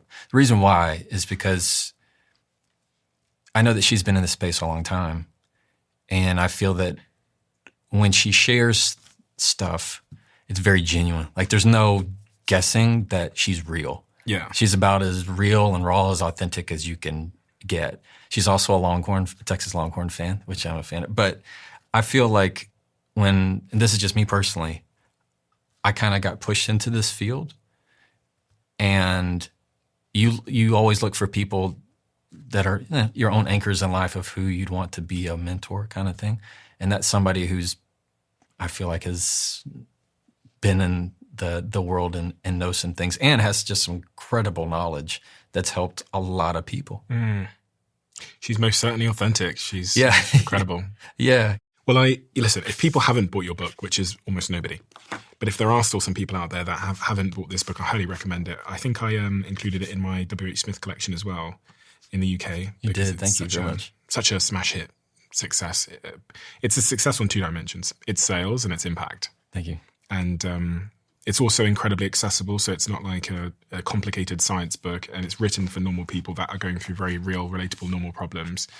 And I think that's why it's been so successful. I think you approach these challenges from a very real place. Thanks. And maybe that's in part why it's been so wonderfully received and so relatable, is because, you're a trial attorney that's bringing this stuff to the masses, but you're not like a PhD scholar who might have thrown up the drawbridge because they've spent all their life in academia. Mm-hmm. And I think the way that you communicate is so relatable and resonant that it's no wonder that you've been on an absolute unbelievable tear over the last couple of years.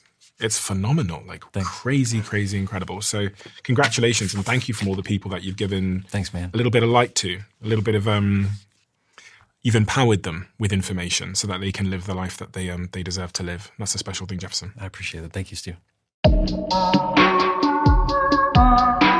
If there's anything we need, it is connection, especially in the world we're living in today. And that is exactly why we created these conversation cards. Because on this show, when I sit here with my guests and have those deep, intimate conversations, this remarkable thing happens time and time again. We feel deeply connected to each other. At the end of every episode, the guest I'm interviewing leaves a question for the next guest, and we've turned them into these conversation cards. And we've added these twist cards to make your conversations even more interesting. And there are so many more twists along the way with the conversation cards. This is the brand new edition. And for the first time ever, I've added to the pack this gold card, which is an exclusive question from me. But I'm only putting the gold cards in the first run of conversation cards. So get yours now before the limited edition gold cards are all gone. Head to the link in the description below.